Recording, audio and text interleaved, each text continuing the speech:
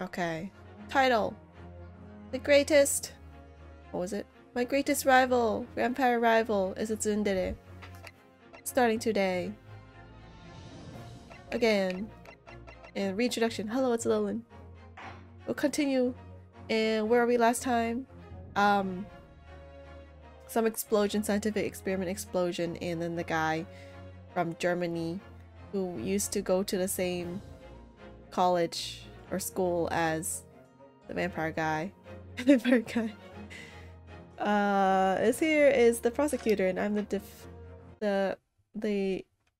defense lawyer essentially, and that's where we're starting off from.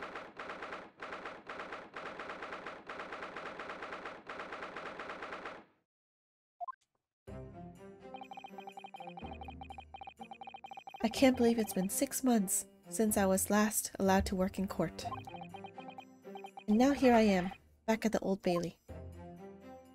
What was his voice again? Mr. Naruto. Good morning, Professor Berri. Such weird names though. I don't understand. It doesn't make any sense. The atmospheric pressure in here is off the charts. I've never felt anything like it. It's crushing me. I feel it every time I'm here. That gravity. Well, this is Britain's highest court.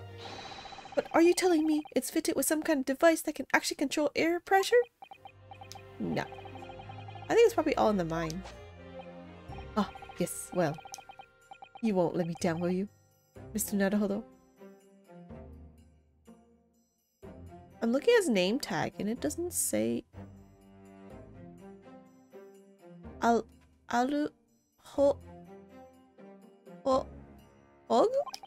don't know, I can't read it. I'm counting on you in today's trial to save my life, to save the secret of my super high voltage instantaneous kinesis machine from being made public. Yes, I understand. I know what I have to do. I have to establish that the explosion 2 days ago was nothing more than an unfortunate accident. It's obviously never going to be like that, but okay. Well, I'm sure there's nothing to worry about, really. Justice will prevail. My commiserations, Miss Naruto. You appear to have been lumbered with a most tiresome case here. Oh, him. Mr. Holmes! I didn't expect to see you here. I can BGM. The violin. So nice. That was very mean, Bruno, leaving me alone at home with Hurley. Took me at least an hour to wake him. Is it? Are you Sherlock Holmes? Indeed, sir. I am he. Sherlock Holmes. Oh, I've heard all about your exploits even while living in Germany. Ah yes, Rand's magazine is on sale in Germany too. This month's installment was sublime. Your deduction in the Adventure of Silver Blaze was wonderful. Ah yes, a memorable case indeed. It concerned a snake, I seem to recall. Oh, that was the Speckled Band. Well, thank you for coming. I do appreciate your support. I'm sorry to disappoint you, my dear fellow, but I'm afraid I can't stay. Oh, why are you here? I have urgent business at Madame Tuspel's again? You mean your waxwork job? No, the waxwork abduction, of course. Madame is engaged in my services. Oh wait, that's the wrong voice, my bad. Ah, so you're trying to get to the bottom of that ransom note, are you? The week's wages depend on it, as does a safe return of the waxwork naturally. As such, I intend to give it my undivided attention. Oh, well, never mind then. I understand. Of course, with my skills of observation and reasoning, resolving the matter will be as easy as proverbial pie. I shall return forthwith. Or until I solve the case, I shall have no money to afford a pie of any description. Poor guy. Literally. Oh, then you must absolutely give it your full attention, Hurley. Quite, Iris, quite. But life is riddled with irony, you know. Whenever I give something my full attention, I have a quite insatiable desire for pie. One of the universe's intractable mysteries, you might say. Wait, oops, let me move the mic. Okay. Oh yes, quite definitely, absolutely, I totally understand. Is someone a little starstruck? I wish you the very best of luck, Professor Harebrain. Oh, why, thank you. Before I depart, Mr. Naruhodo, a word in your ear, if you please. What's this about? Oh, is that why he's here today? As you have remarkably little grounding in science. Okay. I ought to inform you.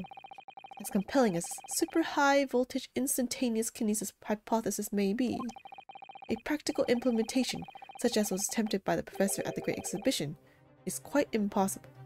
Wait, what do you mean? But the professor said this demonstration was a success. What? Yes, it would appear that he fervently believes it was.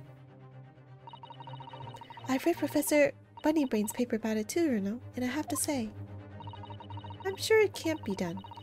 It could barely be done theoretically, let alone practically. So he's completely barking up the wrong tree? But how could an experiment that had no possibility of succeeding, in fact succeed? That's contradictory. It was made to seem like it succeeded. Make it look like an accident, probably. And it's that contradiction that will be at the heart of the trial, I have no doubt. What's that supposed to mean? Darn it. So it's like you faked it you faked an experiment to carry out your murder. I feel like that's what the trial's gonna be about. Now, I must hurry along. I wish you the best of luck, my dear fellow. See you later, Hurley. Oh, she's staying? Is she my assistant this time? Wait. Well, it looks like you're on your own today, Runo, but you can do it. Wait, you're not here with me? Oh, what about you, Iris? Yeah, that's what I thought too. No, I'm afraid I can't help. I have something I need to do. I see.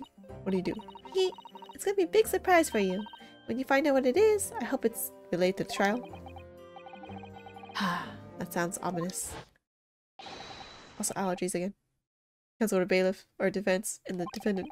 Court's about to be in session. Make your way into the courtroom at once. Run away!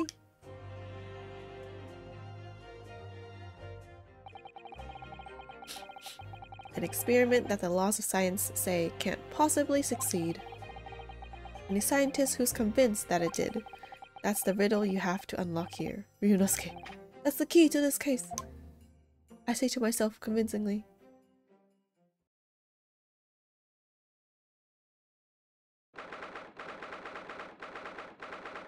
October, 9:10 a.m. The Old Bailey courtroom.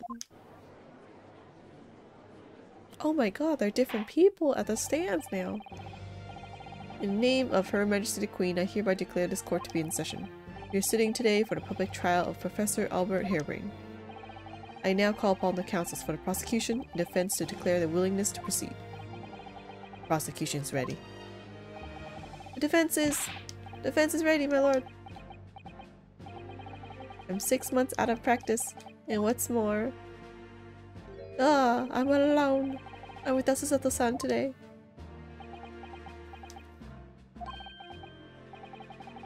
Is it just my imagination, or does the air in here feel even more oppressive than usual? So, I must say I recollect the victim of this case all too well, Mr. Odi Asman. Mr. Asman was well known as a financier, though that was merely a front for his diverse criminal activities. I like how you just say that out loud, okay. It was only a month ago that the man appeared in court prosecuted by you, Lord Van Zieks. The jury unanimously found him not guilty. Because every member of the jury had been bribed, by the sound of it. Yeah, dude, that's so unfair, man. These powerful London criminals are prepared to go to extreme lengths to keep their freedom. But 2 days ago, on 21st October, Mr. Asman met his end. The work of the Reaper, was it? If that is how your lordship would describe divine retribution, but the fact remains that Mr. Asman's death was a direct result of the actions of the accused, Professor Harebrain. Very well then. Now, ladies and gentlemen of the jury, you have been selected at random to represent the will of the people. Of course, they are random, in quotation marks. Are the 6 of you ready to fulfill your societal duty? I'm most gratified to have been selected to carry out this important civic duty, my lord. To have a man's fate in the palm of one's hand. Oh gosh, oh golly, it sends shivers down my spine. Science experiments, magic, conjuring tricks, courtroom trials, all are nothing more than performances. Any spurious scholar that defiles the reputation of science deserves to hang. We have to listen to what's said on both sides of the fence and, then settle on one. That's it, isn't it? Why is she eating corn? I had that yesterday, though. Wait, isn't he the guy from the... Wasn't like this in my day. Wasn't like this at all. Also, all their voice will change. Because I'll forget them all. That's... the police killer Ottermo lookalike. Again. And he's as exhausted as ever, it seems. Now, as I'm sure you are all aware, the incident we are here to judge today tragically took place at the Great Exhibition, shortly after its opening. Though the death toll could have been far worse, with the exception of the victim, no one was killed. Nevertheless, the dream of the science being exhibited rapidly turned into a nightmare for the spectators. A tragic turn of events, and as such the eyes of all London, no, of the whole world would be in this trial. It is our duty to reach a swift and just conclusion, I feel. I don't know about swift at this point. Swift never works well. So, your opening statement please, Lord Van Zieks. At the heart of this incident is technology, never before demonstrated anywhere in the world. One of science's latest developments, I take it. The government is keen to capitalize on the Great Exhibition to improve Britain's technological advantage. The technology being demonstrated by the accused was described as super high voltage instantaneous kinesis. Good lord! It's designed to disassemble human subjects using extremely high voltage electricity and beam them instantly to another location where they are subsequently reassembled. Is such a thing even within the realms of possibility? Well, I don't believe it, that's for sure. Disassembling people with electricity. My goodness, how shocking. Huh, the whole idea is absurd. The hypothesis would never stand up to scrutiny. Sir, I believe you are a fellow of the Royal Society, are you not? An expert in your field? I am, and my word on the matter can be considered final. Instantaneous kinesis is poppycock.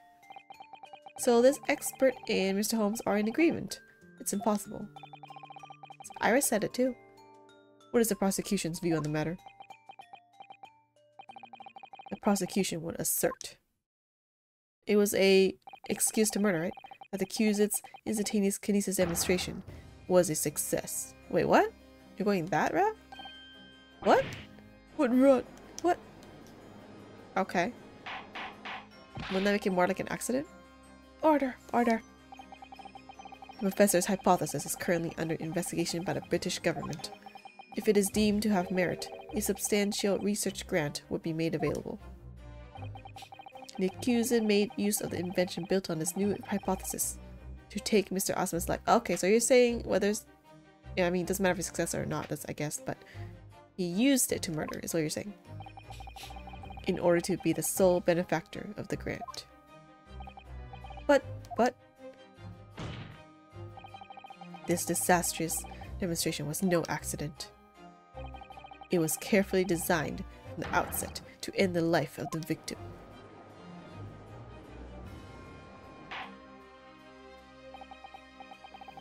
Thank you, Lord Van Zieks. The prosecution's stance is clear. But you will now bring forth witnesses to substantiate your claims. You have witnesses? Gladly, my lord. Here's Cloak. Bailiff, show the first witness to the stand.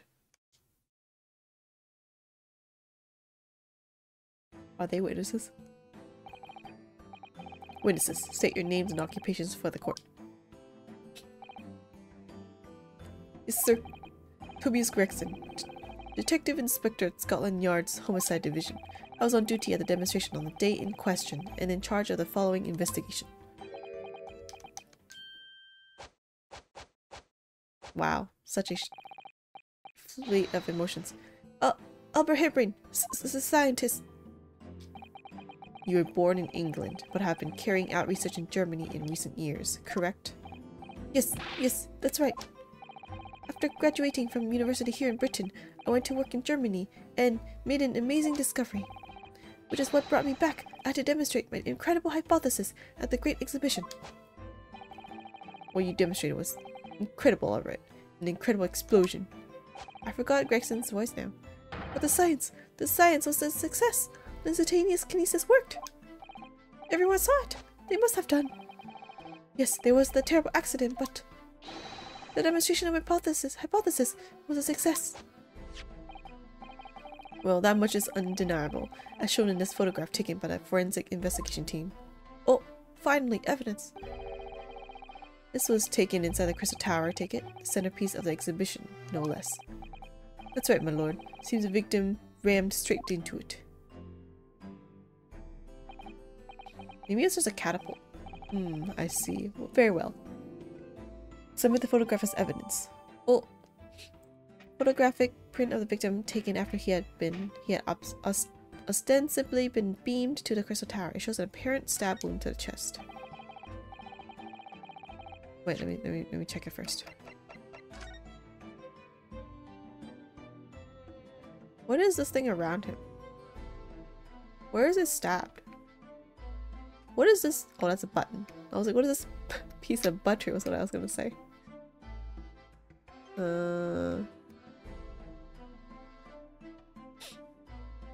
Did we find this somewhere? Or did we not? I don't remember. As the courts heard, the victim of the incident was Mr. Odi Osman. There have been a number of allegations made against the man, but putting them aside for the time being, he was the man who financed the research for the experiment and the demonstration itself. I see. So to summarize the situation, darn it, all their voices are matching. The defendant is accused of taking the life of the man who funded his work. Would that be correct? Exactly. But couldn't it be that the explosion was caused by some malfunction in the apparatus used for the demonstration? That's right, that must be it! My splendid machine! My poor, splendid machine! You saw yesterday, didn't you? We can't even examine the wreckage thanks to the special dispensation for the Scientific Equipment Act. What? Yeah, that's true. The wreckage! The wreckage! But that being the case, how can the facts be established? How can it possibly be determined whether this was an accident or deliberate and malicious act? Extremely simply, my lord. I beg your pardon? Isn't that right? Witness. What? Sorry, me? No, your neighbor. Yes, sir. It was murder, plain and simple. Anyone could state that with complete certainty. What? How? What? How can you possibly think that? Thank you, Inspector. I think we had better proceed to formal testimony. You would explain to the court on what grounds you claim this experiment to have been a front for murder. Was it like in a car, he didn't have a seatbelt? It's obviously, or whatever. The corpse that went crashing through the Crystal Tower had a broken neck. I made a minor miscalculation in the angle of the beam projection, that's all. That was my mistake. But the post-mortem examination revealed another injury, a fatal wound. There was a lesion in his chest where he'd clearly been stabbed by something sharp right in the heart. So the victim was killed before he went anywhere. And this fella's the only one who could have done it. Wait, you're saying it was a knife? And not because of he was beamed? An extraordinary business. In addition to suffering a broken neck, the victim was stabbed in the heart? Information I would really like to have heard from someone other than the judge. The coroner says death would have been all but instant from a wound like that. You could say, in fact, that the victim was killed twice by the accused. Why would you do that? No, I know. That couldn't be further from the truth. I have here the experiment plan document that was submitted to the security team. Oh, let me look at it. The victim stood himself inside something called the birdcage, ready to be beamed instantly. To the second level of the Crystal Tower, about 25 yards away. The experiment did not go according to plan, however. Oh, what? As the machine was put into operation, there was a large explosion. Wait, another one? Oh, is that the actual explosion? The blast caused a beam transmitter to point higher than intended. Oh, that sucks. Accordingly, the kinesis resulted in a birdcage materializing in midair, from where it subsequently fell, crashing through the glass of the Crystal Tower's large round window. Wait, where was the window there? My word, one assumes the victim's neck was broken upon impact with the tower then? I'm so sorry, I didn't mean for this to happen, but she was just too powerful. But honestly, really, I swear, it was just an accident, a terrible accident. Unfortunately, that excuse can't save you. No, not considering the sharp murder weapon that pierced the victim's heart. Murder weapon? What are you saying? This is the autopsy report submitted by the coroner. The prosecution would like to enter it into the court record. Your request is granted, counsel. There's too many deep voices. Wait, let me look at it. I was there in person, you know. I saw the whole ludicrous performance. Okay, record that. His neck was broken from the impact of a violent fall, and he was stabbed in the chest with a sharp object. Time of death, around 2:20 p.m. Cause of death? Black, what is it? The bleeding of a wound to the chest that pierced the heart inflicted by a sharp implement. Additional observations of broken vertebra, most likely resulting from impact after a sudden fall from considerable height. Okay.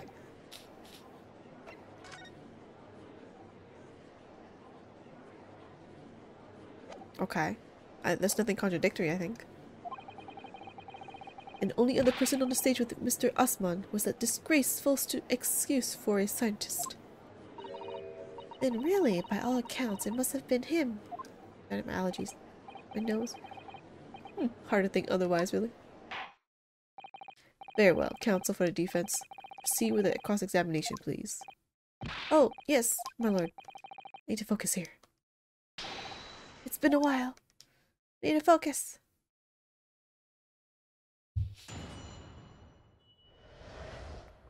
Okay. Got a broken neck. Okay. Mata! Are you suggesting that's because he fell from a considerable height? Exactly. Which highlights something else about this whole rum business. What's that? The fact that the instantaneous kinesis itself was a success. After the explosion, the cage with the fella inside suddenly appeared out of nowhere in midair. Really? So although the experiment ended in disaster, the so-called instantaneous kinesis did actually occur. Remind us, Professor. What was the cause of the fatal disaster? I made a minor miscalculation. Okay. So the angle of the projection is critical, is it? And you calculated it yourself, personally? Absolutely. The calculation is far too complicated for anyone but me to carry out. Only you got it wrong, didn't you? Yes, that's right. That's the point. The calculation is so complicated, even I can make a mistake. Do people fall for that brazen confidence? I should try it. I took into account the subject's height and weight, wind direction, the ambient temperature.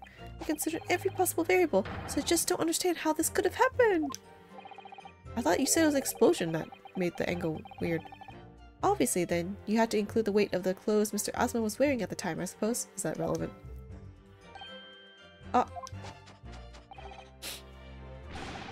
Crackling comments! The answer should have been 3! So much for safety first. The 3 must be for safety third. But the postmortems reveal another injury. Okay. Another fatal injury, you say? That doesn't make any sense. I didn't think I had to spill this out, but here we go. Just because there were 2 fatal wounds doesn't mean I'm saying the victim had 2 lives to lose, does it? You're right. Obviously, at first, we thought the bloke had died due to his spine snapping in half as well. Wait, spine? Not the neck? But you're saying that's not the case? You'll get your answer once I finish my fish and chips if you don't keep butting in every few seconds. You're not supposed to eat in court. We all know that's a bottomless bag. That too. The victim plummeted 30 feet into a glass tower. It would be reasonable to assume that as the cause of death. Right, that's what we all thought. But it was a red herring, wasn't it? There was a lesion in his chest where he'd clearly been stabbed by something sharp right in the heart. What's the murder weapon? Defense knew nothing of this crucial information. Prosecution received this report from the forensic investigation team only this morning. Okay, that makes sense. That was the first we knew of it as well. I can only apologize for the impossibility of informing the defense. Sarcastic and insincere? Thanks. So what's the nature of this sharp object? Among the accused's tools that were in use at the demonstration, one is of particular interest. This. Wait, is that a screwdriver? Oh yes, it would appear to be some kind of screwdriver. Couldn't it cast— Ooh, ha, ha, ha! There he is! My trusty little companion, Andrew! Andrew, of course. Oh, do you know each other already? He's one of my dear friends, like all my tools. This is not the time for you to be eccentric in court when you're the suspect, but okay.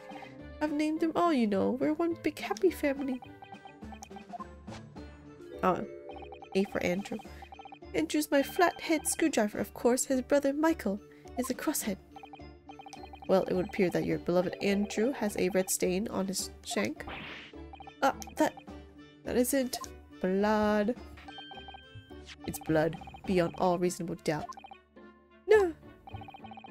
And that's not all. The long, sharp shape of this Andrew fellow is completely consistent with the victim's wound. Oh. What?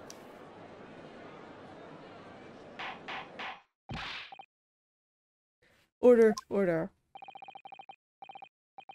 The court will enter this friend of the defendant as evidence. Professor Harebrain's trusty screwdriver that he's named Andrew. There are traces of blood at the tip and it matches the shape of the victim's wound. So one of Professor Harebrain's tools is the murder weapon. Let's look at it. No one's with me. This is blood. Mr. Osman's no doubt. This is the problem with looking at murder weapons. It broke off though.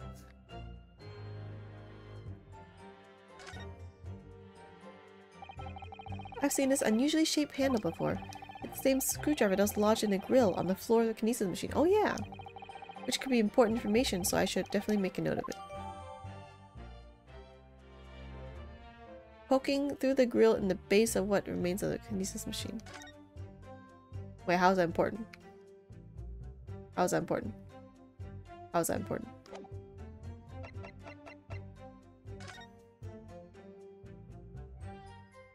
It showed it like beam here and falling down, but where's the crystal?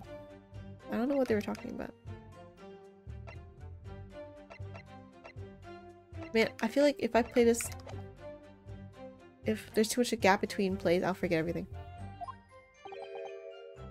Great.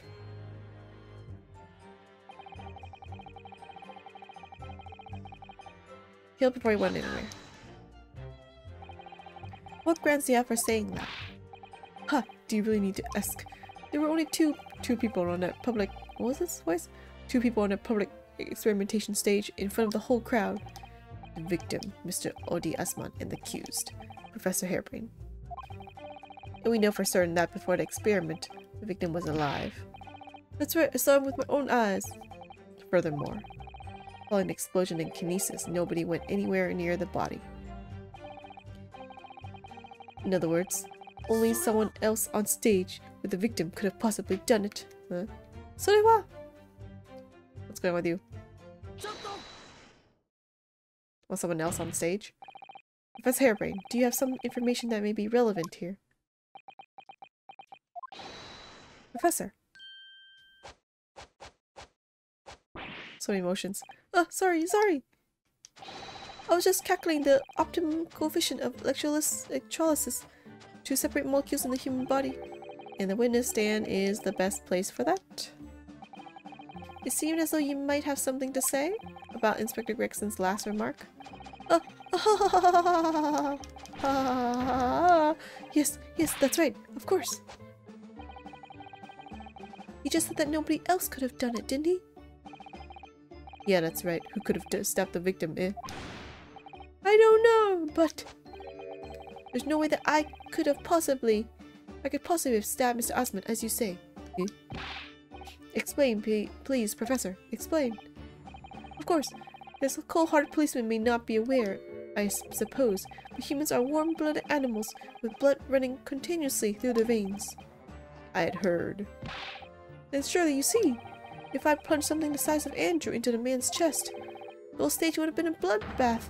No, a blood-swimming pool. That's very true. He has no blood on him. Oh, but thousands of Londoners are watching me at the time. And yet not one of them claims to have seen a swimming pool of blood. Well, no, I suppose not. Is that the angle people can see it, though? You see? No one! True, I didn't see anything like that. What? Beaker? What? Well done, Professor. That was a great counter-argument.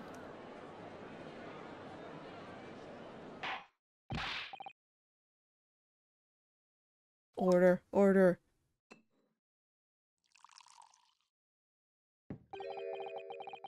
Pray forgive the discourtesy if I savor a drop from my hallowed chalice to accompany my old friend's adducing.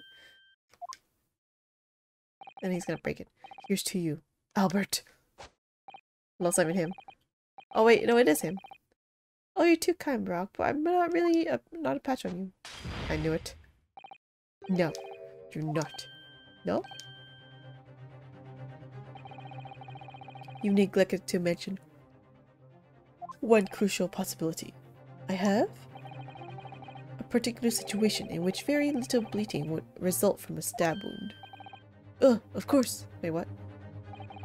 Inspector, enlighten the court, please. You could do it as well. Yes, sir. Where are they going with this? Very well. You will amend your formal testimony now, Inspector Gregson. Weapon the victim was stabbed with must have been left in his body while he was beamed through the air. Oh yeah, that too. Why would you think that, Inspector? Yeah, it's broken a tip. With any wound, it's only when you pull out the weapon out that profuse bleeding occurs. Whilst it's still lodged in the body, it acts as a stopper of sorts, for a want of a better word. I see. You don't need a medical degree to be aware of this fact. It's common knowledge for any investigator. Where's Susato-san when you need her? If you ask me, this broke masked what he was doing from view with his body before stabbing Asman in the chest. When he beamed the victim off the stage with his fancy device, the screwdriver is still where he planted it. I would never do such a thing. Wait, actually, it was on the floor of the machine, so that's not possible. I found a contradiction. Yay. I would never do such a thing. Not my precious tools. I would never use them for such dirty work. You only use tools for the intended purpose. That's common knowledge for any scientist. The fact remains, lack of blood at the scene can easily be explained, as the prosecution has demonstrated. Oh wait, I have it. So that's all the testimony I have to work with. I found it already. No worries, Ryunosuke. I had no idea that the victim had been stabbed. That changes everything.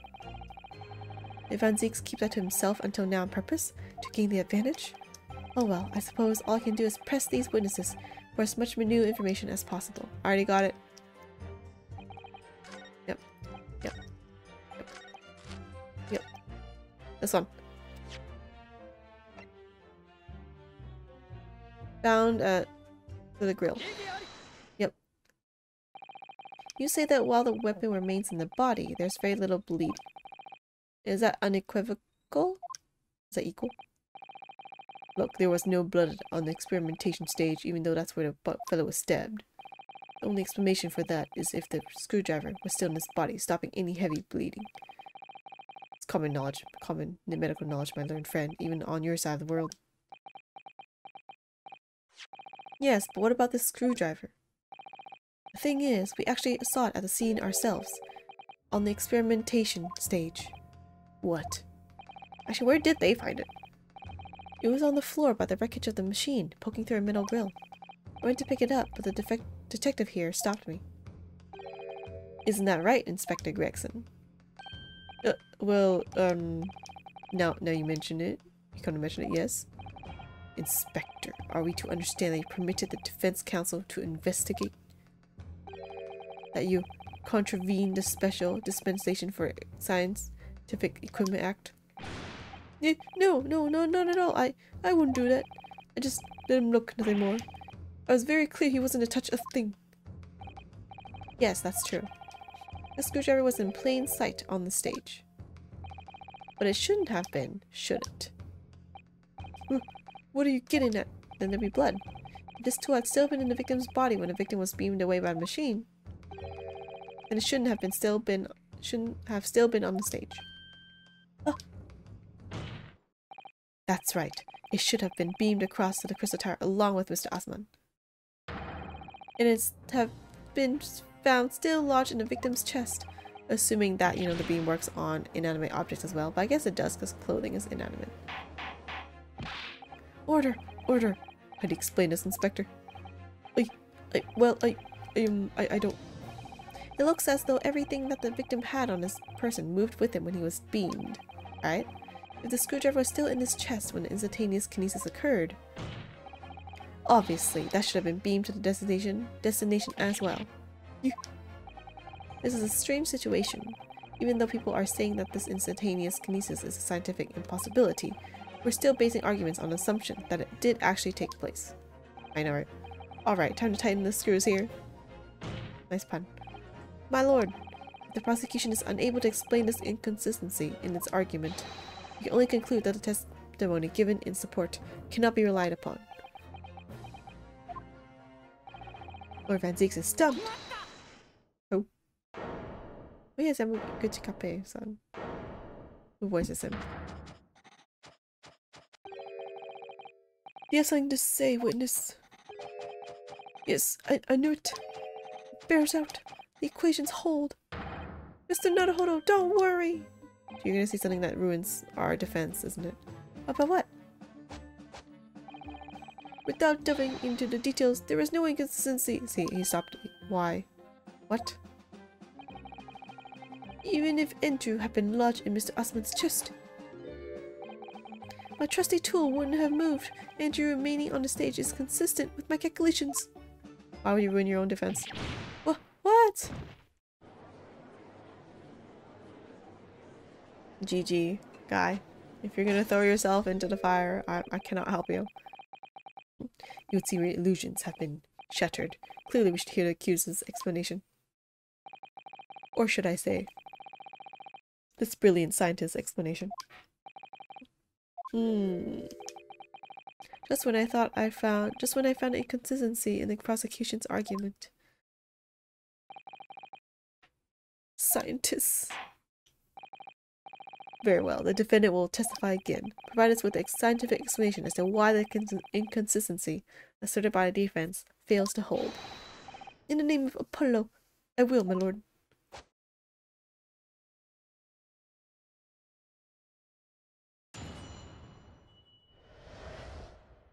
The inconsistency explained. To be clear, I'm still at the stage of gathering data in my research. My hypothesis states that kinesis cannot transport metal, though. Hence the metal weapon would have stayed put. Darn it. In other words, wait a minute. His glasses was metal. Which means his machine itself fails and was not a success. Darn it. Darn it, and then it just opens a whole new can of worms. In other words, the point just raised by Mr. Naruhodo isn't an inconsistency at all. Mr. Osman was the patron of my research. Without him, my work wouldn't have been possible. I have a duty to protect the incredible machine that we built together. Darn it. Yeah, I'm saying the thing is a failure, therefore, then how does this body carried over to that side, and you gotta figure that out.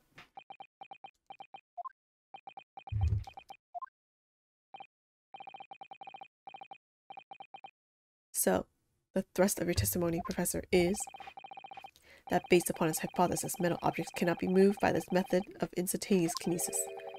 In other words, since the screwdriver is made of metal, even if it remained lodged in the victim's chest, its subsequent discovery on the stage despite the victim being found elsewhere is not an inconsistency. And therefore, to judge, and therefore Professor Albert Harebrain could still have been the killer. My great hypothesis holds, you see.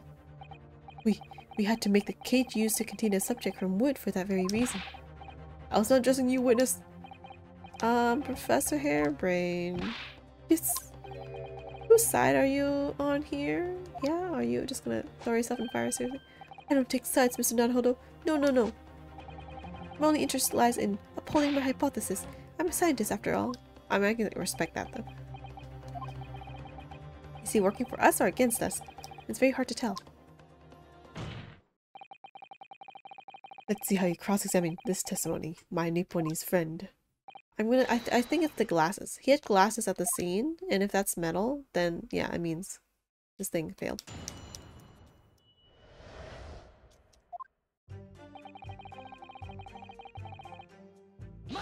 Oh, let's mata everything.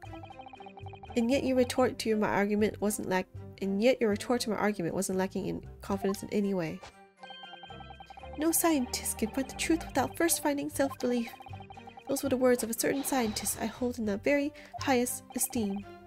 But you realize that disproving my argument puts you in a very precarious position, don't you? No scientist should strive to protect himself more than he strives to protect the truth. I can respect that. More words of the same great scientist, you know. Who is that? Words that are causing me a lot of trouble. Who is this scientist? I'm afraid I couldn't tell you, Mr. Naruhodo. Why? He's a great scientist. But as soon as I remember the magnificent genius's name, you'll be the first to know. How do you forget him, then? It might be worth keeping the names of your idols to mine. You're wasting your breath, my learned friend. The scatterbrain even forgets my name at times. What? You went to college together. One of my leagues really did have a friend once, but I didn't notice hell freezing over.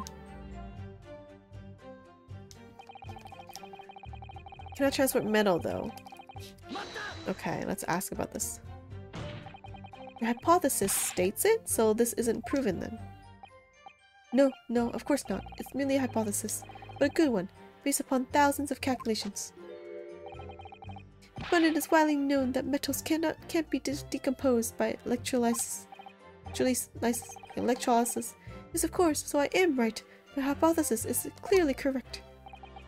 What is it about incriminating himself that makes this man so happy? It is the whole reason that the birdcage is made of wood, you see. Sorry, the birdcage? Yes, that's what I call the C. obtusa cage in which Mr. Asma was placed for the kinesis. Is that the beam with him? Ah, the jail cell in which the victim was detained. It does indeed seem to be made of a timber of some sort. Wait, is that the thing he's in right now? Did it beam with him? Well, thank you not to refer to it as an instrument of incarceration, your lordship. In short, any weapon lodged in the victim when he was beamed away by instantaneous kinesis would have been left behind on the stage if it was made of metal, correct? Yes, that's it. Yes. It all fits perfectly with the mathematical motto. But the ultimate conclusion, then, is that the defendant alone had the opportunity to inflict this fatal injury on the victim, is it not? Oh, indeed, sir. Somebody beam me out of this nightmare. Yeah, it's the glasses. In other words, the point just raised by isn't a consistency at all. I don't care about this part. Wait, let me look at... Yeah, I think it's the glasses. That definitely looks like metal.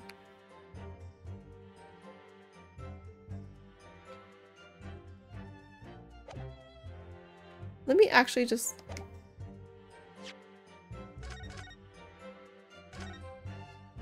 Yeah, let me actually just like... Just put this in machine.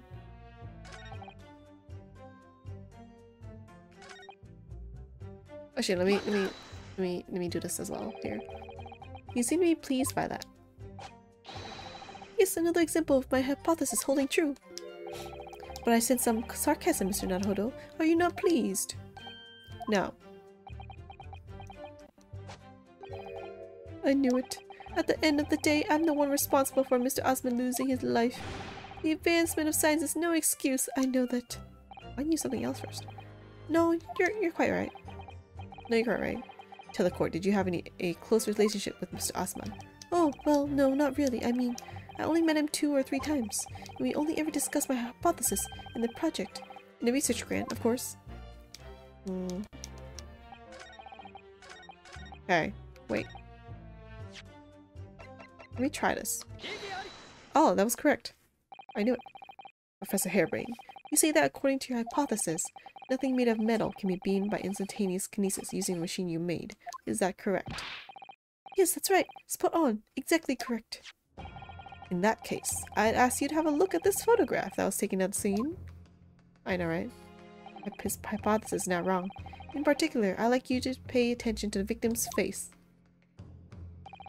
You can clearly see that Mr. Osman is wearing a pair of spectacles with a metal rim. What? Metal? No. Metal can't... That's not... metal? No! It means he failed. We've already established that the proposed murder weapon, the screwdriver, was found on the stage. However, if your hypothesis correctly predicted that outcome, it should also have predicted that the metal rimmed spectacles would be found in the same place. Ah! My hypothesis! My hypothesis! Professor Harebrain, this isn't easy for me to say, but your hypothesis is clearly flawed. Ah! Yep, and then... Now, how did he get thrown over there now? Order, order, order! Counsel, what is the implication of this? If on the day in question, the alleged instantaneous kinesis never actually took place, then it's entirely possible that the victim was killed somewhere other than on the stage. And in that case, someone other than the defendant could have been the culprit. But my hypothesis is sound! I proved it that day. The experiment was a success. Also, he did prove it at one point in time. Thank God. The experiment was proof of all my work. That means the victim probably faked it. If I could say something here in my capacity as a fellow of the Royal Society. Yes, juror number 4. Go ahead. Well, actually, let's change his voice. As a man of science, there's one thing I simply cannot abide. And that's fraud who pretends to be a fellow man of science. What? Wait, great Scott, are you suggesting my science is suspect? It's just been disproved, hasn't it, in front of all of us? In other words, the whole demonstration was a complete nonsense from start to finish. Believe me, my fellow jurors, when I tell you that this man is a heel, a blunder, and a fraud. I say the wreckage of that machine should be stripped down and thoroughly examined. No, never! The machine is the essence of my entire hypothesis, which didn't work. It's protected by the Special Dispensation for Scientific Equipment Act. What the devil is that blessed act all about it? Who made up such a deaf rule? The government. I don't like the way this seems to be going. What's the best way for me to help the professor? Raise an objection. Obviously. Professor Harebrain has yet to perfect his invention. That would seem to be the case, yes. But even so. Even so what? Going to such trouble and expense to create a fake machine to display in public. He would have absolutely no reason to do such a thing. For money, he's gonna say. He had an obvious reason to do exactly that. For the research grant money. Duh. I knew that from the beginning. If the government was foolish enough to have deemed the man's ridiculous notion plausible, he and his conspirators would have received a handsome sum indeed. Conspirators. What would be the value of such a grant? 10 pounds? You're an order of magnitude out, madam. 500 pounds a year. Oh, Arrow, you could live handsome on that much for years.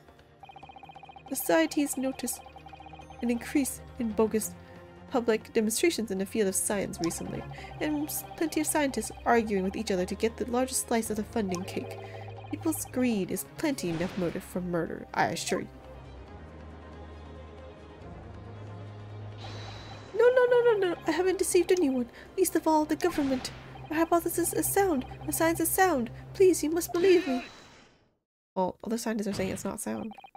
No matter how unbelievable this hypothesis may seem to you, ladies and gentlemen, the fact remains that a victim was transported instantly to the Crystal Tower. Which means that the experiment was a success. No, Baroque! And therefore, the only person who could have possibly committed this murder is the accused. Baroque. Where is this heading? I have no idea. I think his agenda. My lord, if I may. Yes, Lord Van Zieks. The prosecution would like to summon new witnesses to the stand. New witnesses? What would be the nature of their involvement? They were spectators of the demonstration at the exhibition, who were occupying special seats. Eyewitnesses? Very well. The court grants the prosecution's request. I should very like to hear from eyewitnesses to the incident. Prosecution's stance is clear. This experiment was no pastiche. What does that mean? The accused killed the financier's victim there on the public stage before the very eyes of the spectators. Now, my learned friend. Oh, yes? It's time for you to make your own stance clear. There's clearly a flaw in the professor's hypothesis. I can definitely see that. But where does that leave me? It doesn't. You have no evidence. We should take a short recess now, during which time the prosecution will prepare its new witnesses to take the stand. As you wish, my lord. Good. In that case, court is adjourned for 20 minutes.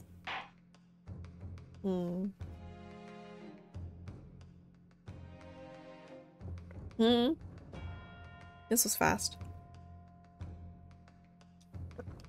This is way too fast. Hasn't even been an hour. Guess I'll continue.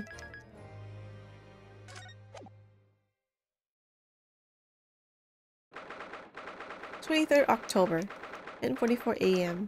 The Old Bailey. Oh wait, I don't need to read this. Drink water. Mr. Naruhodo, what on earth were you playing at just now? Or rather, what on earth were you playing at all along? My hypothesis, my amazing hypothesis. You've been picking holes at it from the start. Sorry about that. But you promised me. You say you proved that tragic explosion was an accident, not murder.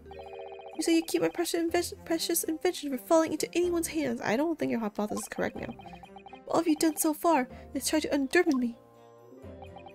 Huh? Do you want to go to jail or not want to go to jail? Yes, I did make you a promise. You're right. I said that I believe in you and fight for your freedom to the very end. But I also told you I was no scientist. I don't understand your hypothesis. The fact is, there's an undeniable flaw in your logic, isn't there? But if I just run through some equations... Yes, you see, it's because my work is incomplete. Perhaps it is, nevertheless. A man died as a consequence, didn't he? If no one died, you can... whatever. Oh no! You're right. You're so right. Wait, the new bijou. It's so sad. Oh wait, no, I think I heard this before. It's all my fault, and I have no right to blame you for my failures.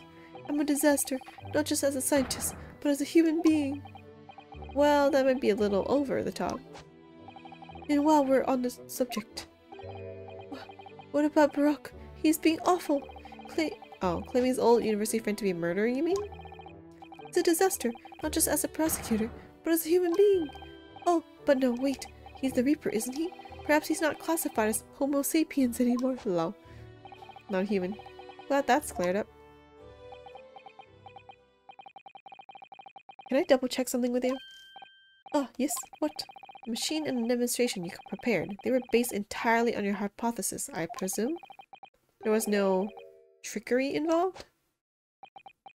I know, right? That's what I thought. You said the guy helped you with it. I drew the plans for the machine with my very own hands. Every line was painstakingly drawn with the firm belief that science is the only future. So who built it, though? So yes, it's true that my hypothesis hasn't reached maturity yet, but please, Mr. Naruhodo, you must believe in it. Alright, Professor. I understand. Who built it, though? You drew it, but you didn't build it. Counsel, defendant. The prosecution's witnesses are ready to take the stand. Court is about to be in session again. Make your way into the courtroom, please. Okay. Time for the second battle. It all hinges on that demonstration. The professor's hypothesis is sound as he claims. It leaves him as the only person who could have possibly killed the victim.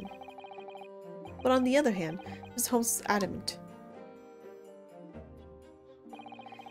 A practical implementation, such as was attempted by the professor at the Great Exhibition, is quite impossible. So really, what should I be trying to prove here? I don't know, I think I had to prove that that didn't work. Obviously it didn't work.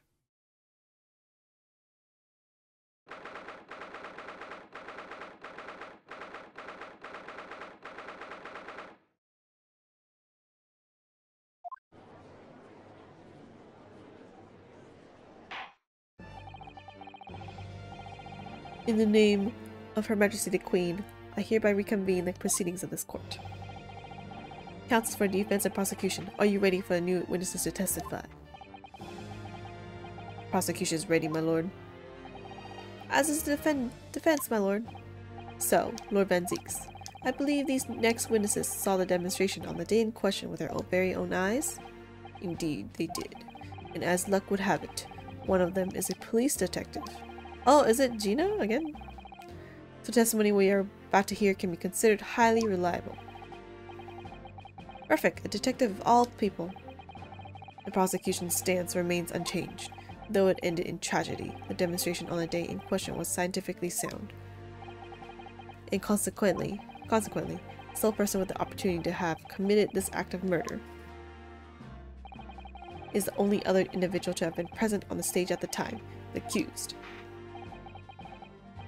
Thank you, counsel. The prosecution's position is clear. So, bring forth the witnesses now. Bailiff, show the witnesses in. The witnesses whose proximity to the incident on the day in question will clarify the truth unequivocally. Oh yeah, Gina, see? One of them is so injured though. Witnesses, state your name and occupations for the court to hear. My name is Balthasar Loon. I am the impresario of all the hot air balloons in the vicinity of the experimental stage. My name is Wilhelm Gosright Sigismund Ormstein. I've come to see the Great Exhibition all the way from my home in Bohemia. Oh. In the courtroom? I'm very rich. Wow, that was random. I'm very rich. Inspector Gina Lestrain, Scotland Yard. I'm a great detective. Even Sherlock Holmes agrees. I was on security duty at the exhibition and I got to go up in one of them balloons. It was amazing. Gina again. But she did mention that she'd seen the disaster from up in the balloon actually, didn't she? And she clearly loved every minute of it. There were 3 balloons flying near the public experimentation stage when the incident occurred. 2 of these witnesses were in one such balloon at the time and saw events unfold from the skies above. You make it sound like they were in the cloud. Oh wait, what was this voice again? You make it sound like they were in the clouds. It was only an altitude of circa 60 feet, very low. Well, you can't see nothing if you fly too high, can you? 60 feet, about 18 meters then. Wait, it's Britain. Why are they using feet? They should be using meters this whole time. That was weird. Thank you for your introductions. Now you will give your formal testimony for the court. Kindly describe exactly what you witnessed, especially those of you who had a vantage point above the stage. I can get that voice mixed up. It was an incident terrible. I am only very grateful that my balloons were not damaged. Which balloon? There's this huge bang from the stage, and then the next second, another bang in the sky beside us. Oh, 2 explosions? And among this smoke, a cage appeared out of nowhere. The cage, it fell from the sky like a stone and crashed into the crystal tower. I didn't get a good look inside the cage, but no one went near it after it crashed into the tower. The most extraordinary collective account, I must say. Let's just clarify something. There's a detail in the witness's testimony that I have not heard any mention of until now. Second explosion. Specifically, that there were 2 explosions? More precisely, 2 explosions in 2 separate places, yes. When the demonstration began, the balloon carrying the 2 witnesses was around Here. There were other balloons in the air nearby at the time, carrying other passengers as well, to be clear. Then, as power was supplied to the machine for a demonstration, the first explosion occurred. The so-called birdcage that contained a victim disappeared from the stage, and a moment later, a second explosion occurred, directly adjacent to the balloon carrying the witnesses. The birdcage appeared at the site of the explosion, subsequently to plummet down into the crystal tower. I was very surprised. Suddenly a cage appeared before my eyes, with a person inside. The blast was so hot, but I didn't want to miss a thing, so I kept my eyes wide. Another balloon? Where's their first one? Where'd it go? I still have lots of money. Wait, that was so random. Why did you need to say that? That was irrelevant to your whole testimony. Precisely, who is this curious infant? That's saying too much. I'm told he is a young noble of Bohemian royalty. Apparently, he disguised himself in order to steal unnoticed into the great exhibition. Why is he injured? Yeah, I am here in London on a sightseeing trip with my elementary school. That was a field trip. You will have the benefit of a child's point of view in the testimony. Do we really need that? Then, I remove my mask. This is what I look like. Yes, I see a delightful face, I'm sure. Yeah, everyone thinks so, says so. Great disguise then. The point is, the testimony of these witnesses further substantiates the facts for the court, namely that despite ending in an explosion, instantaneous kinesis was successfully demonstrated. And furthermore, that until the arrival of the police, no one approached the crystal tower where the victim fell. Therefore, only the accused, who was with Mr. Asmat on the stage, could possibly have committed the murder. I feel like I spaced out over the last, 5 minutes. What happened? Yes, thank you, counsel. Alright. Yes, thank you, counsel. The prosecution's views on the matter are quite clear. So the defense's cross-examination now, please. Yes, my lord. What happened? Oh well, we'll see it all now. Parable balloons were not damaged. Huge bang from the stage. Another bang. Cage appeared out of nowhere. Smoke. Fell from the sky like a stone and crashed into the crystal tower. I didn't get a good look inside the cage, but no one went near it after it crashed in the tower. Okay. Let's start from the beginning. Oops. Okay. There were 3 balloons flying above the experimentation stage at the time, I understand. I feel like the first one might have been a corpse or something. Or not a corpse, like a fake, wait, a wax model. The first one was a wax model, and then the real one fell from one of the balloons in the cage. So they made a replica of the cage is what my hypothesis is right now. The one in the cage was a wax model. It got, during the explosion, it evaporated or got broken apart or something, or probably, well, I guess it had to I don't know, been vaporized into nothingness. I don't know if that's possible. And then the hot air balloon on top is the one that actually had someone who killed him. It has his corpse there with a fake cage, and then they dropped it from a balloon into the crystal tower, is my hypothesis. See, all 3 of them. My bellissimi bambini. They are very popular, signor. Some people will pay £10 for one ride. £10? That's more than my annual stipend. What? That's so expensive. £20 a month. That is my pocket money. You kid need to stop bragging about your money. Or else have all the luck. I got up there for free, I did. Played the old, I work for your majesty police card, you know? Detectives have all the luck.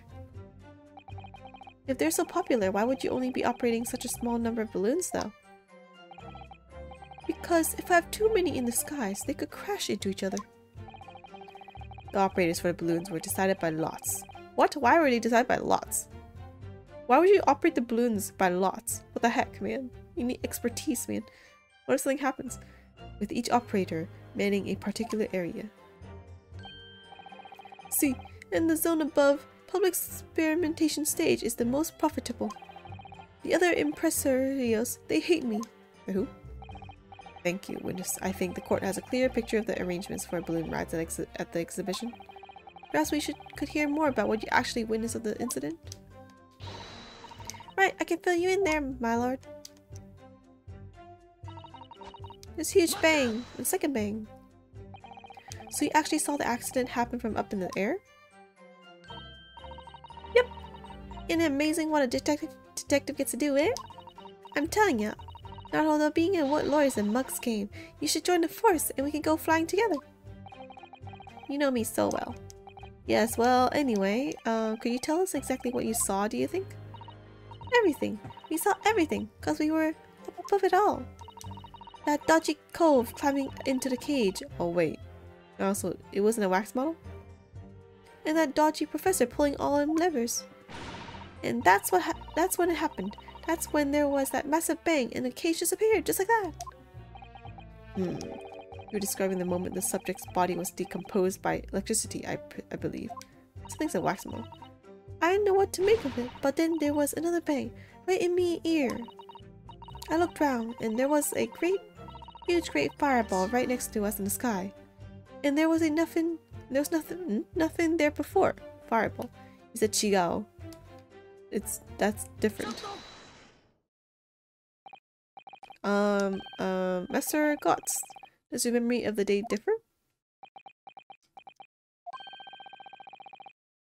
My teacher at elementary school says that when you meet someone for the first time, you should always use their full name.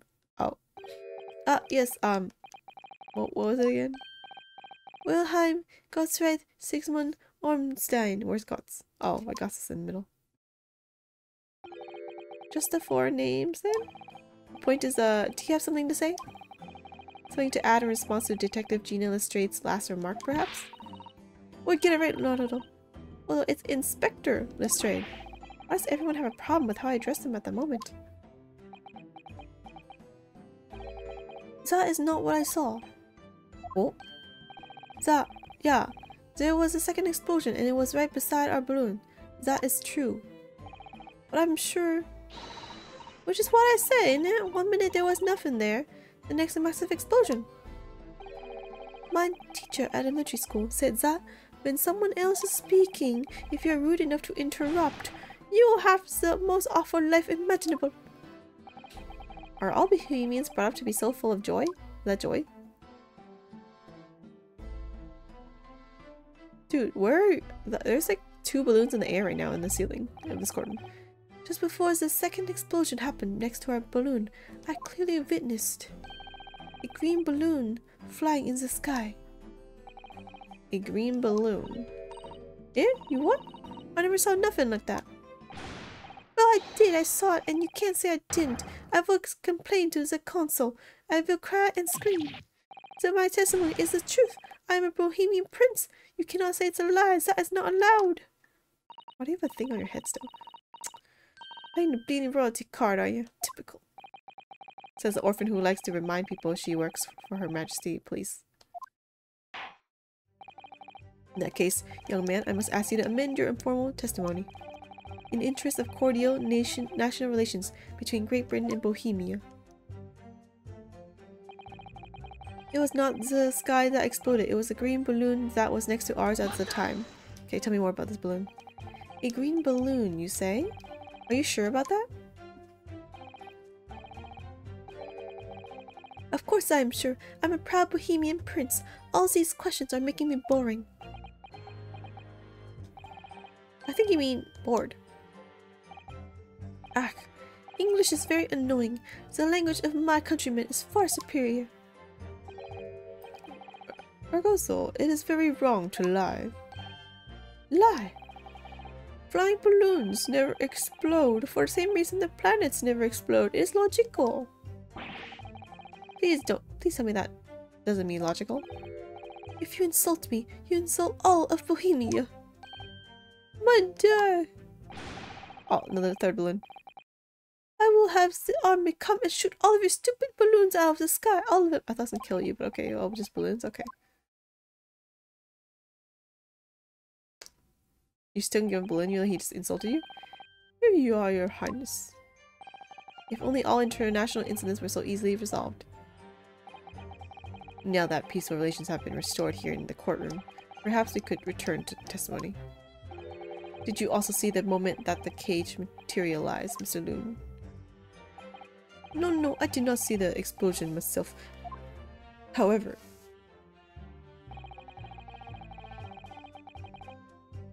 he fell from the sky like a stone.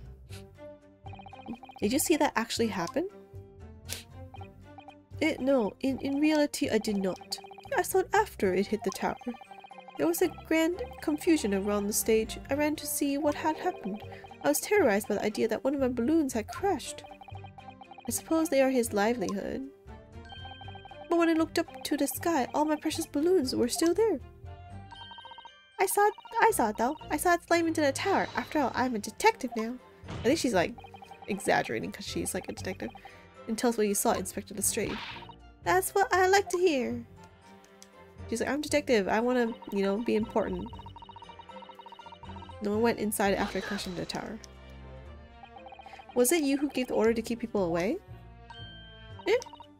Use your head, Naruto. How could it have been me? I was up in a balloon, weren't I? Right. So, cause I weren't available, it was the boss who had to leg it over there. He was getting shoved and kicked all over the place by the panicking spectators as he tried to seal off the scene. It was a real sight to behold, I can tell ya. Amazing. Court Inspector Gregson. So anyway, I couldn't see the cage that well because of all the smoke. And I didn't really want to see, to be honest. I was scared out of me wits. Keep it together, Inspector.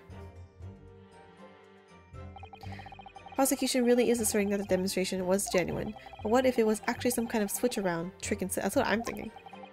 That would mean that the victim was never actually on the stage in the first place. But he said you saw him climb in. That means he's moving, right? The wax, right?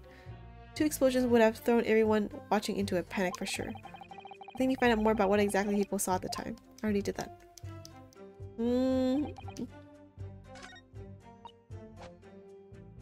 The green balloon, though.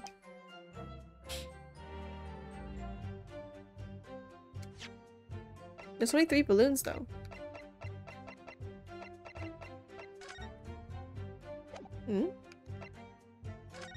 Use the crossbow.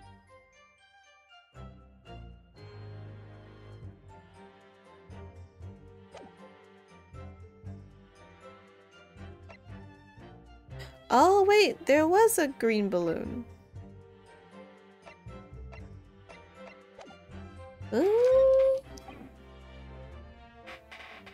Crash in the crystal tower.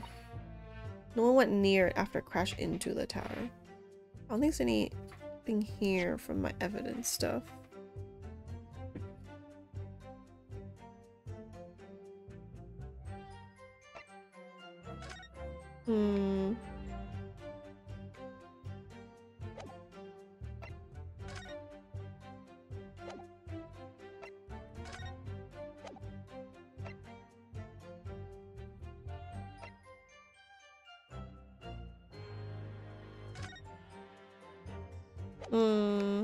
I don't know what else to show.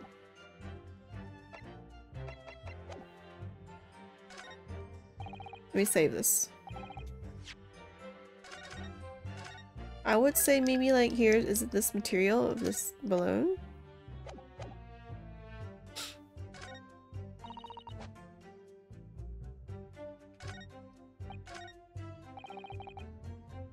Wait, can't it fell from the sky if it fell from... It fell from the balloon.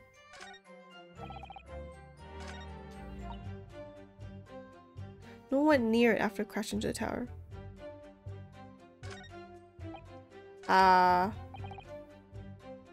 Let me try the balloon material.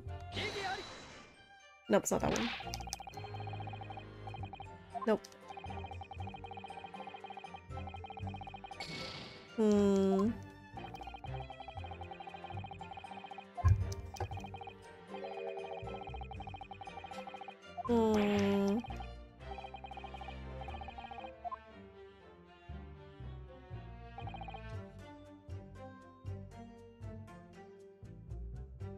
What if I just present this evidence?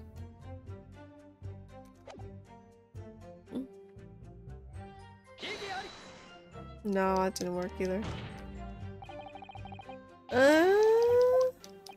At odds? What's at odd? What is at odd? What is at odd? I don't know. I'm just thinking like I can figure out what happened, but I don't know what is contradictory.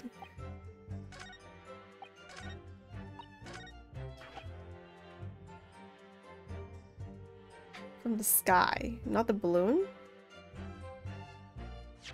Unless there was something unseen that, you know, the balloon material or something. That's the cage, right?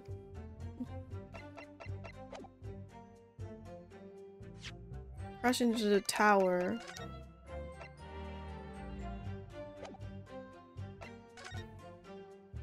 Crash into the tower. Crash into the tower. I thought it was a balloon, but it turned out it was his hat. Lol.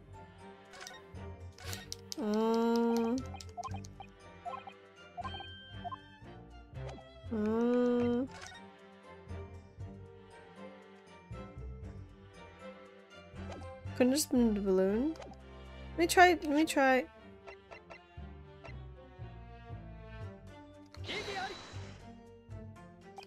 I would say like it didn't fall from the sky, it fell from the balloon. But I don't know how or which thing I need to pair with which is the problem.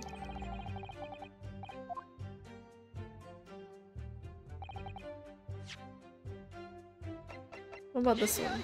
Nope. Darn it, what is it then?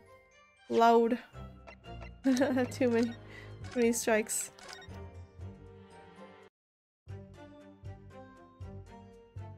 Maybe we can go back. Let me go back and say this. Let's see if it's the same one. Maybe she says something more. Saw everything. Decomposed. Right in my ear. Nothing there before. And what appears out of the flames? The cage, that's what. This sort of sounds like the moment after the man was beamed.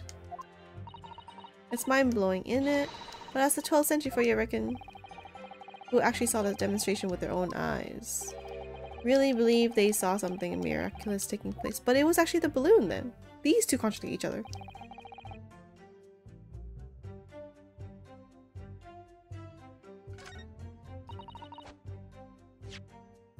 What if I do this?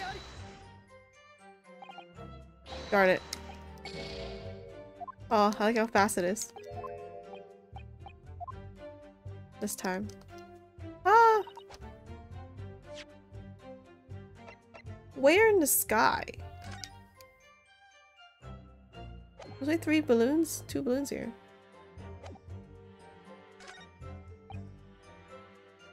Oh, wait! The part where he says not damaged. This one. Oh, dude. Low.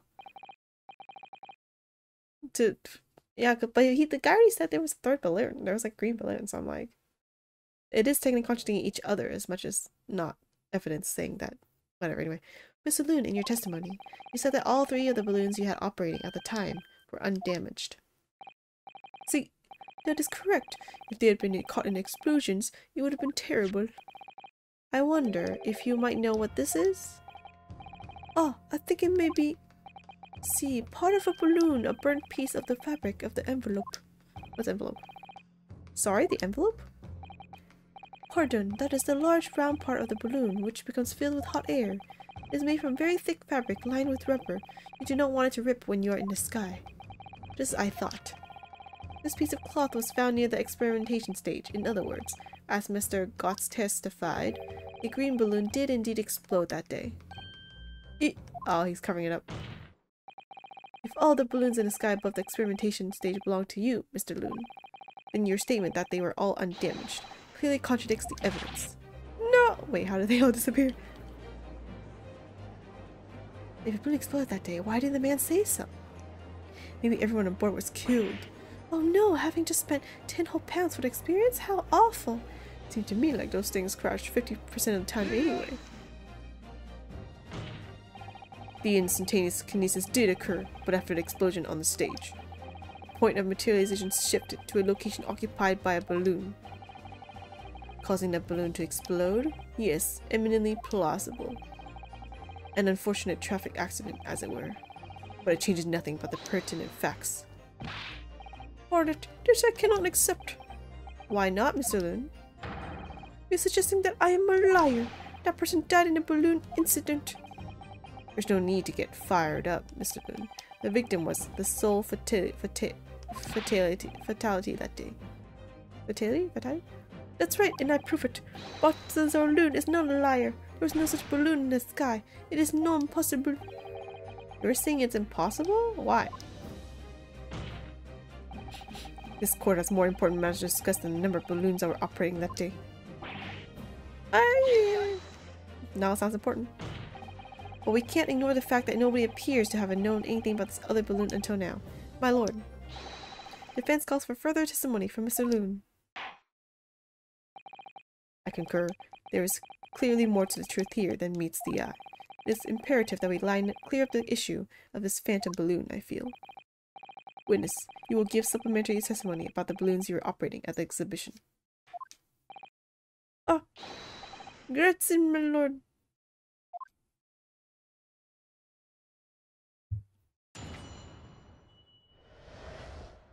Mr. Lillin's balloons. As I said, Balthazar Loon is no liar. Every balloon I had in the sky landed safely. All 3 of my balloons were carrying passengers. If they fell to the ground in an explosion, what a catastrophe! But you can't get away from the fact that a burnt up bit of cloth was found at the scene, can you? Culprits that you're reckoning was probably from some debris thrown from the explosion on the stage.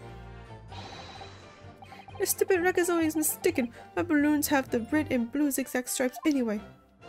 Oh, that's true. Here's a different balloon then. So your assertion is that the balloon this child saw was not one belonging to you? See, exactement. If he even saw a balloon in the first place, I do not like the sound of it. It is very bad for business, so it's a different guy. I have a good mind to sue the land of Bohemia. If you attack us, we will fight back. It will be war. All out war. That was fast.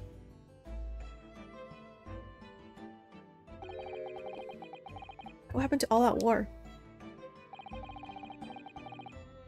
Mr. Lillin certainly doesn't appear to be lying, but that doesn't change the fact that the testimony and evidence are contradictory here. It's a different hot air balloon that day then. If the defense is unable to find fault with the witness's statements, the court must consider them the truth. Think long and hard on that, my learned friend. The situation has clearly changed now. I have to get to the bottom of what happened here, no matter what it takes. Counsel, you may now cross-examine the witnesses. Crossbow, crossbow!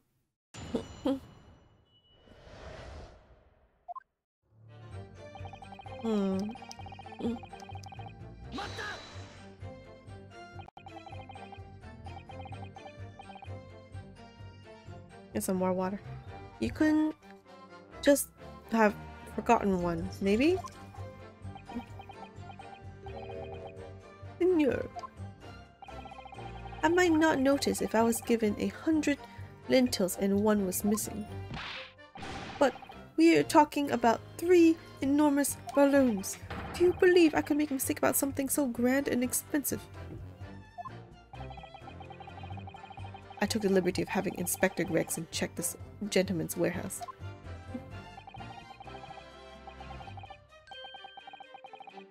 Wait a minute.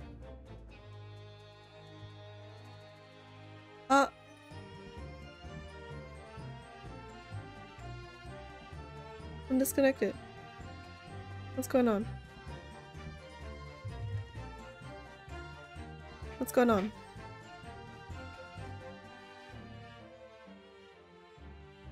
Reconnecting.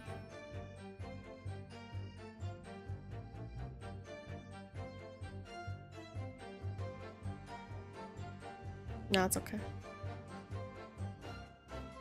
I have the report here. It clearly says a total of 3 balloons. It would appear no mistake has been made then. Surely Miss Lestrade could have been sent for such a menial task. What, me? I'll tell you what I told the boss. East End kids like me can only count up to 2. Hello. Obviously that ain't true, but the boss spotted it and said he'd have to go himself in that case. Ha. All 3 of my balloons were carrying passengers. If they fell to the ground in an explosion, what a catastrophe! It would be quite a catastrophe if they fell to the ground for any reason, I think. On that note, Mr. Loon, tell me, what is it that keeps these balloons in the sky? An invention? Are you an idiot? Sorry? Yeah, you won't tell your secret. It's like asking why a candle burned bright. Okay, that too. It burns bright because it burns bright, and a balloon flies because it flies. What else? You don't know the scientific physics behind it, but okay, sure. Ah, that must be Italian for I don't know. There are 2 types of flying balloons. Hot air balloons and gas balloons. Actually, I didn't know that. Hot air balloons work on the principle of hot air being less dense than cold air. Okay, I knew that part. Whereas gas balloons derive their lift by using a gas that is lighter than air. Oh, I didn't know that. See, and my balloons are filled with the magic gas, I believe. Hydrogen. Lighter than air, but highly explosive. Good lord! I do not permit smoking. I do not permit smoking of the cigarettes in any of my balloons. The magic gas does not like fire. Even a small spark of static electricity could cause the entire balloon to explode. What is the matter with you, senor? When it comes out of your mouth, it's explosion, explosion. I tell you, my balloons are perfectly safe. They have to be, or I cannot eat. None of my balloons exploded that day, I am completely sure. But if you still say that is what happened, you must show me the proof. Alright, so Mr. Loon had 3 balloons in the air that day. If none of them were damaged, then what was the one that exploded? I think it's a different balloon. Dai.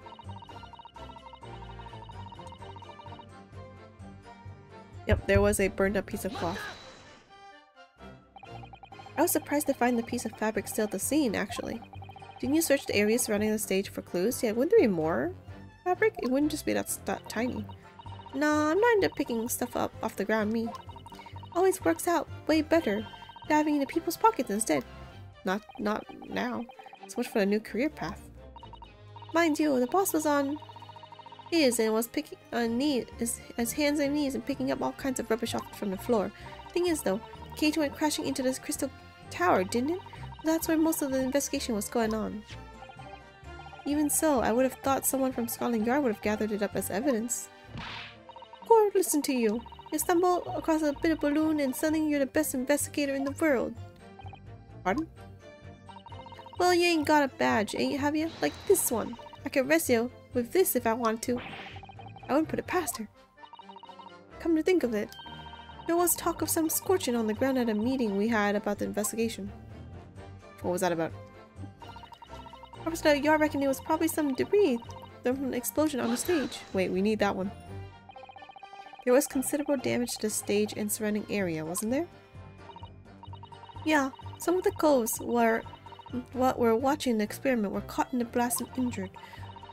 Good job the old contraption didn't keel over it. I hadn't even considered that. It seemed there was great panic after the incident occurred. Nevertheless, the police shouldn't have missed a torn piece of the envelope from a balloon. Inspector Gregson can expect repercussions. Like me sweeping all his fish and chips, eh? Man's sole pleasure. None of this matters. That scrap of balloon envelope means nothing. None. This is mistaken. My balloons have the red and blue stripes. You mean the color is wrong? Si, senor. I do not have any green balloons in my warehouse. And yet a piece of green cloth was found at the scene. It's unmistakably from a balloon. Well, I do not know how that can be. Wait, why is he sweating? For the sake of the argument, let's say that a green balloon did explode above the stage. You couldn't therefore conclude that it happened on the day in question. Why not? There have been recreational balloons flying over Hyde Park, operating from before the Great Exhibition. One could have exploded on some earlier date. Unfortunate, as I'm sure you agree. But the witness said not, though. You believe it may have been from some earlier balloon accident that predates the exhibition? Si, exactement as the senior says. It is not from one of my balloons. Clearly it's the ragazzo from Bohemia. He was mistaken about what he saw. You just deny. He said, I will not forgive you, is that what he said?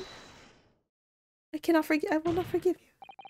Is something wrong, Mr. Gotts? It's Mr. Wilhelm Gottsrich. Wait, Mr. Wilhelm Gottsrich Sigmund's Armstein. It was on the tip of my tongue. Yeah, something is very wrong. I know what I saw. There was a green balloon there. I swear it. I swear all over Bohemia. You can speak as much bad language as you like, but it changes nothing.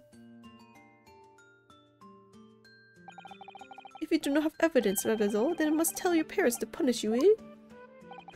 Perhaps we let the judge decide when it comes to punishments. Evidence? What is this evidence? To give a simple example, young man. A photograph, for instance, some tangible proof of what you claim. Well, why didn't you say so earlier? I have the photograph here. Oh my god, he does. Good gracious. What? Changes things. The song that says things have changed. I had not been up in a balloon for a little while, so I was very excited. Oh, that's like a fifth balloon in the sky. I took lots and lots of photographs. Nice evidence of the Crystal Tower, of the Bohemian exhibit, of the streets of London, of the hot eel cellar, the balloon. And the instantaneous kinesis experiment? Did you take a picture of that? Yeah, one picture. Nice. Really? You did take one? But all I wanted was a ride in a balloon. I was not interested in boring experiments. Never mind that. Can you show us that photograph? Of course. And then you will see. You will see that I was not lying. That I really did see a green balloon. Darn it, it's black and white. But it doesn't have red and black stripes though. Or red and green stripes. Red and blue. Wrong one. But it doesn't have stripes. Well, I see you are all too shocked to speak. Yes, I think shocked is indeed the word, young man. Yeah, perhaps you cannot see is that it was a green balloon from the photograph, but... Yeah, there's no stripes. But that is not my fault. That's the fault of the stupid person who made the camera. That is one very bohemian sounding cry. Actually, I don't know what that even sounds like. But it has the dots on there. Very well, the court will accept this photograph as evidence. Photograph of the balloon has been entered. Photograph taken by Goss while he was riding a balloon. It shows another balloon that he claims was green and exploded moments after he took the shot. It's not my fault. It's the fault of the person who made the camera. Okay, wait. Look at the photograph. What is this? What is this? Looks like a beam. Also, there's no one in the balloon. Wait, there's no one in the balloon. That's a problem. I thought there was something there that they like... Wait, is that the shot? Is that the crossbow? Oh, how do you take a picture of crossbow? How, is it shown like light like that? I thought it'd be like still, just like you see the crossbow by itself and not be like this weird pillar of light, but okay.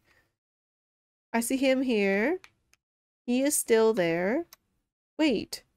That means the crossbow was shot before he was beamed? Well, then again, this is probably a wax model. I'm still guessing this is a wax model. Like got vaporized. And then it's crossbow. And then, where's the thing that fell though? I thought the thing would fall from here. The cage and everything, but there's nothing in the thing. So I don't know what to make of this. Yeah.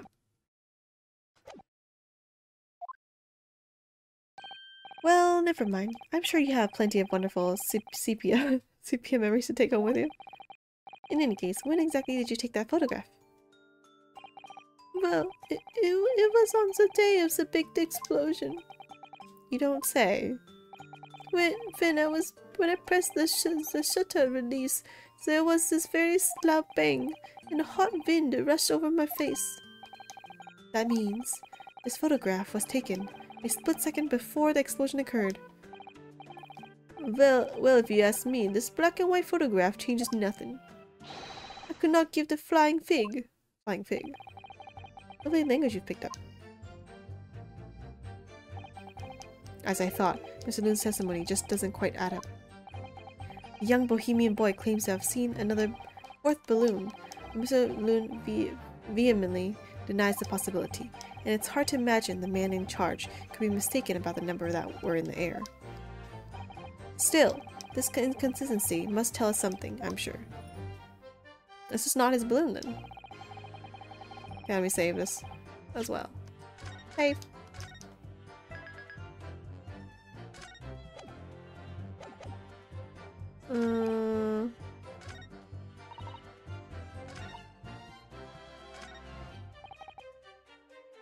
Yep, the picture shows that it is not striped. Is what I planned to say, but that's obviously not the correct answer.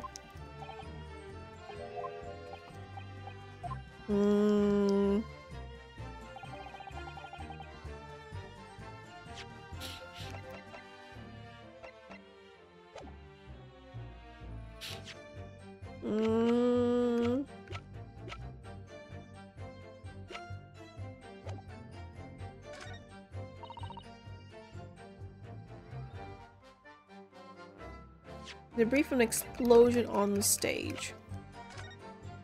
There's nothing nearby.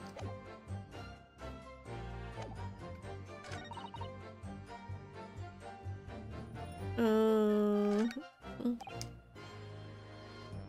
this one. All three of my balloons were carrying passengers.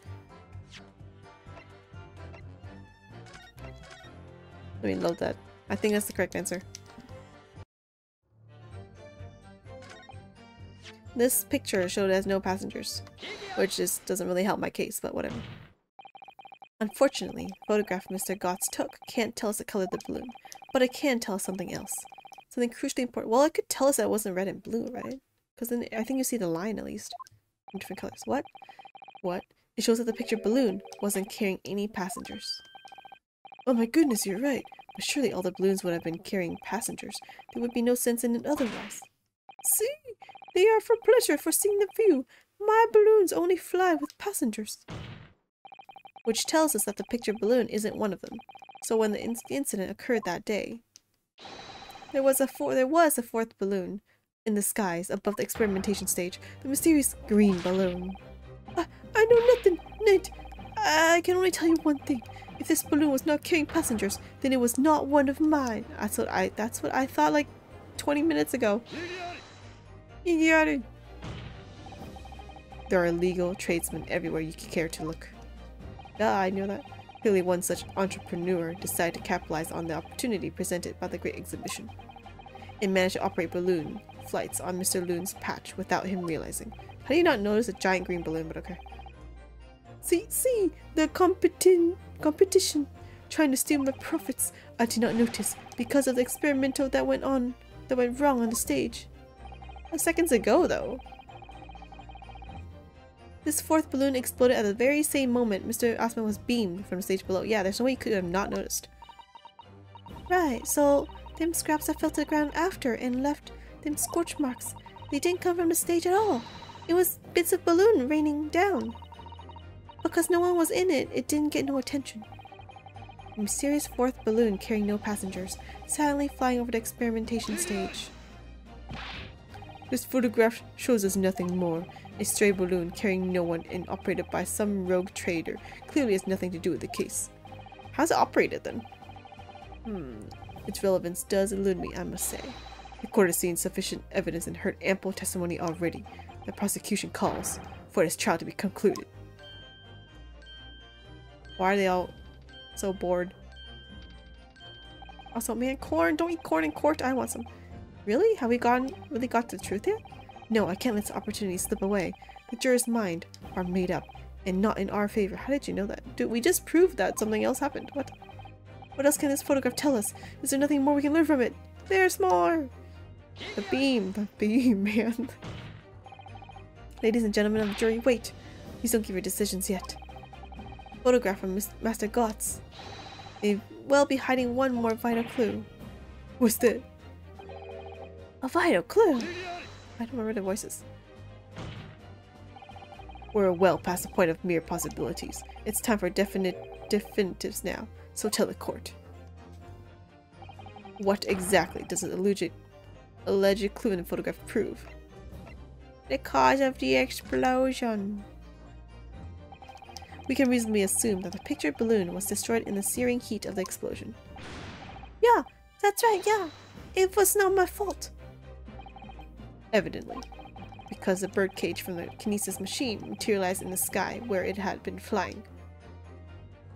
Okay, so you're saying the cause of death is still, even though the balloon was there, it was still the machine that made this thing happen.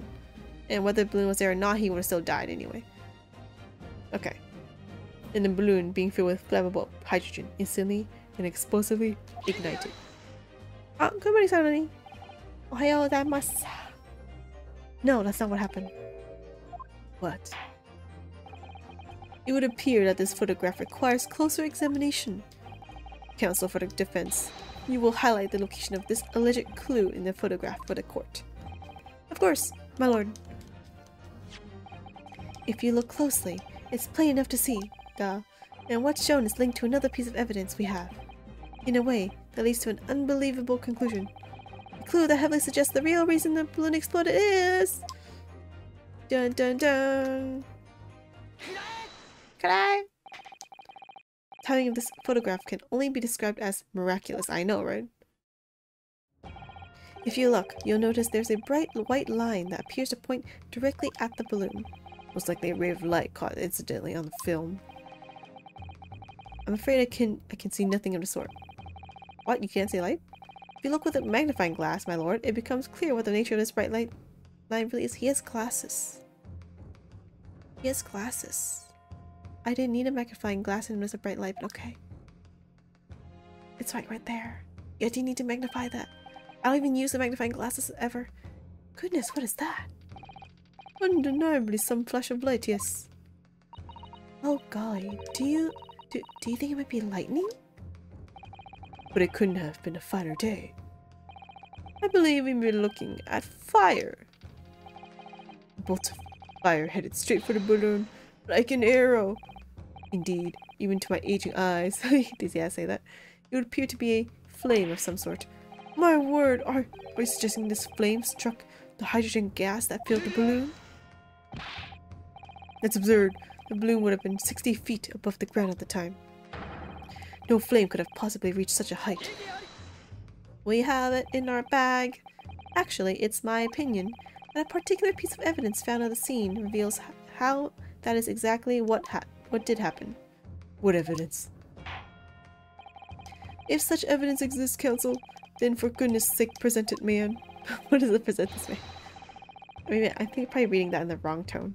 Which evidence explains this mysterious streak of flame that appears to be headed directly for the balloon? Another crossbow. This was found hidden at the foot of a small ornamental tree near the scene. Good lord, is that a crossbow?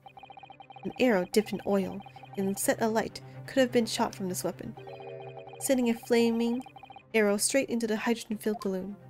Oh, that's why it was a beam of light then. Are you suggesting that crossbow was used to deliberately? Blimey, you're right! That streak of light in the photo looks just like an arrow, didn't it? Then the explosion of the balloon, it was very likely the result of a flaming arrow from this crossbow, igniting the hydrogen gas inside it. No! Oh, that's the first time he said no. Oh my god! Oh my god! I finally made him say no! Order, order! Counsel, this is an extraordinary supposition. If the aim was to cause the balloon to explode, the shooter could have used a gun, of course. However, there's an obvious reason why that would have been out of the question. Well, it'd make a loud sound, right? The noise of a discharge, of course. That's right. By using a crossbow, the projectile could be fired at the balloon silently. Well, yeah, if someone had a gun shot off in the exhibition grounds, it would have caused a real panic. But with the big explosion, there was a big panic anyway, no? Yeah, but then it'd be after though. I don't like this. I should be pleased I've found a plausible new explanation for all this, but something feels wrong. Wait, you mean the fact that the kinesis didn't work? I already knew that from the beginning. Do you understand the implications of what you're saying, my Nipponi's friend? If a flaming arrow did indeed hit the balloon, then obviously it would have exploded, which means the kinesis wouldn't have worked, which means the body that was found at the scene of crime that dropped from the sky is the real one, which means that one at the scene in the cage in the beginning is a fake one. But that would mean that the Qs have to have known, because he said he saw the guy climb into the cage, which means he's lying, because obviously that would have been a fake person. Anyway. And if the birdcage appeared from the cloud of smoke that ensued. What? Wait a minute, are you really saying it here? I don't get it. Was the birdcage beamed up into the sky after all, or what? My goodness me. Ah, now I understand. That's what that sinking feeling's about. I knew that from like an hour ago, but okay. I think there's a good chance that the birdcage was actually concealed inside the balloon all along. Yeah, that's what I thought too. I don't know where though. You don't see it in the what is it? The thing you stand on in the balloon, hot air balloon? What? Did I just hear that correctly, Council? There's no going back now. The horse has bolted. Goodbye, client. In the balloon? Can you do that? Okay, I thought it's always, you know, I mean, that would be the only other place it could have been, I guess, but let's assume, as I said, that the birdcage was hidden inside the green balloon from the start. Isn't it too heavy for it to fly then? You would think? Maybe not. I guess it'd be the same as if it's in the basket. On stage, when the experiment was started, the basket, that's the word. The birdcage in the instantaneous kinesis machine disappeared in a cloud of smoke. At that moment, the flaming arrow was fired from the ground, causing the green balloon to explode and drawing the attention to the spectators to the sky above their heads. You'd think there'd be a leftover arrow then, though. Amid the smoke, the hidden birdcage then appeared to fall down and crash into the crystal tower. I think you all agree it's entirely plausible that what I've just described is the real truth behind the miraculous experiment carried out that day. Good grief! Why is infinite balloons made? This is ludicrous. What you've described is no science experiment. It's child play, a contemptible display of stage magic. Hey, isn't there a magician in the jurors actually right now? Both Mr. Holmes and Iris said that the experiment was a scientific impossibility, in which case, this is the only way to explain what happened that day. I hope the accused is not here today, actually. And in any case, the victim's body was found inside the birdcage in the crystal tower. If the instantaneous kinesis didn't take place, how do you explain that? Wax. It was wax. If I may put in a word, as a man of magic myself, such apparent discrepancies can easily be explained by some simple deception. Wax model. Jury number 3.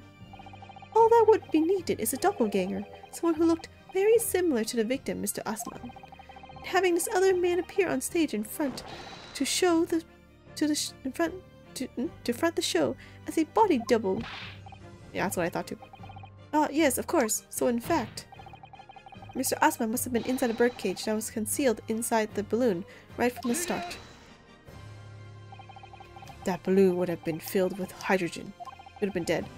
Anything inside it would have been scattered to the 4 winds when it exploded. No one would ever have embarked on such a risky adventure. So he must have been already dead then. Or he was in a cage the whole time. Not necessarily. Not necessarily. The explosive force of the balloon gas would have very much depend upon the mixture ratio. Jury number 4. Flying balloons are rarely filled with pure hydrogen, but a mixture of other gases such as helium as well. Helium on its own doesn't explode. Yeah, helium is, you know, light too. But by controlling the gas mixture ratio, the explosive force can be altered. Mixture ratio. Obviously, the victim's body would have suffered some burns that would be unavoidable, but not to such an extent as to render this whole obscene charade impossible. Oh, dude. Fan 6, GG. So everything that happened can be explained, logically and scientifically. The explosion that engulfed the stage at the start of the experiment was no accident. It was all part of an elaborate deception to make it appear that instantaneous kinesis had occurred, which means our accused is still being accused and is still possibly guilty. But okay. Well, goodness me. Actually, no. That means there must have been an accomplice, because you can't fire the crossbow from the ground at the green balloon, because, like, you know, air, wind blows, and that means someone has been activating the crossbow from the bottom near the stage, which means there has to be at least 2 people doing this. Unless, you know, the first guy just put the wax model in the cage first and then, like, left. Had enough time to go back down and fire the crossbow later on. Because, you know, it takes a while for, you know, levers and stuff to be pressed, I assume? I don't know. Anyway. Well, goodness me. If we accept that is what happened, it means that the victim, Mr. Osman, was never present on the public experimentation stage to begin with. In short, he couldn't have been killed by the defendant, who was on stage in full view the entire time. No, he could have been killed. He could have been placed in a balloon, killed beforehand, placed in a balloon, and have a double. This will be very hard for the prosecution to counter. Lord Van Zieks can't credibly maintain that Professor Harebrained is the suspect now. Yeah, I don't know about that. It's the accused, isn't it? Yeah, that's what I thought. Mr. Naruhodo, I appreciate your efforts. Thank you. Professor? But you can stop now. Just keep your mouth shut, please. You just want research money? You seem really suspicious now. What's all this about, Mr. Harebrained? I, Albert Harebrained, hereby confess. Oh my god, you should have told me beforehand. That it was me who stabbed Mr. Odi Asma, huh? Are you trying to, like, pass off your scientific experiment as a success no matter what happens to you because you want your name to go down in glory? Why are you confessing this when it did not happen? What? Is his pride more than his, like, life? Is that what's going on? Yes, it was me, with my faithful friend and partner, Andrew the Screwdriver. What? What are you doing? I think maybe there's a secret in the invention, which wasn't scientifically sound, but maybe he wants to believe in it so much that he's like, no, I'm not letting anyone take this away from me. Defendant explained a sudden confession. Professor Harebrained, what are you talking about? It's what I've said all along. I must protect my hypothesis in my precious machine. Dude, there's nothing to protect. It's scientifically flawed. That's what everyone who read your hypothesis, whatever, said. Or whatever. You stand there and claim it's all a trick, all an elaborate prank, but where's your proof? No, actually I do have proof. The sticking crossbow and the photograph and everything. No, you have to examine the machine if you wanted to prove it, but then it would all be over. I feel like there's something hidden in the hypothesis. Or his everything. I feel like there's, like, a different secret. A beautiful hypothesis would be laid bare. I mean, the indignity of it. It's clear that you drew the plans for the experiment, but you didn't actually build it. See? That's what I thought too. You didn't build it. Oh. Wait a minute. Oh. Oh. Have a good stream. Wait, what? Wait a minute. Oops, why did I click that? Wait, let me... How do I...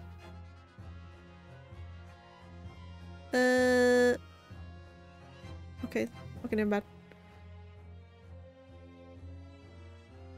Delete the thing. That was a weird random thing. Wait, what did he say? Wait, I missed it. What did he say? Clear you didn't make it. It's quite conceivable that you were duped, Professor. If you just let me, I can prove. Rook! Yes. I'll cooperate. I'll do whatever you say. I swear it. So please, make me the culprit. Ensure this special dispensation for a Scientific Equipment Act is adhered to and protect my creation. Huh? That's not the point of this trial. He's a prosecutor. It's already proven that your thing didn't work. Pray forgive the discourtesy of filling my hallowed chalice at this critical juncture. And throw it away, right? Here's to my learned Nipponese friend. Oh, it's to me! What? And his upcoming attempt to clarify the defense's position in the light of the accused's confession. Do you intend to formally assert that the experiment was nothing more than a conjuring trick? Because the moment you do, the Special Dispensation for Scientific Equipment Act is too long. That protects the professor's invention will cease to apply. The prosecution will then demand a rigorous examination of the machinery involved in order to establish the truth. Well, you want your life or you want to protect this? I don't know.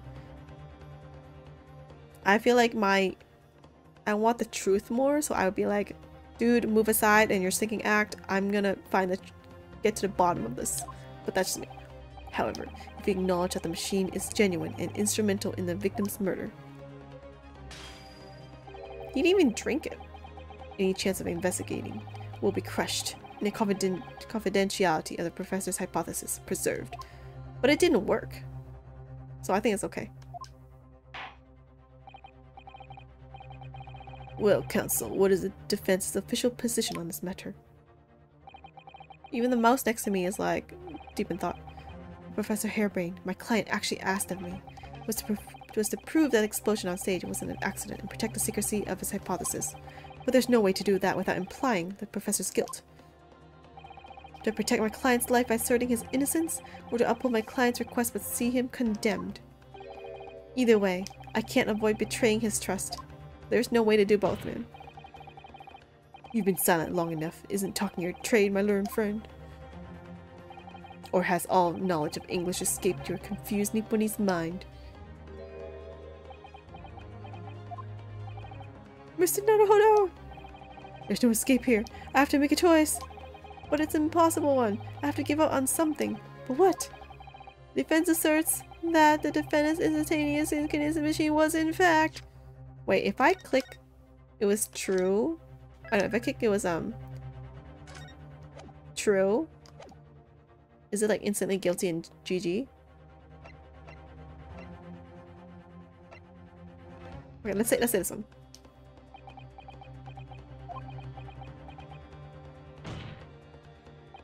Ugh. Wait, wait, I decided. No, I can't say it. My client places faith in me. I can't just let him down. Huh? What must I give upon is not the question you have to ask yourself here.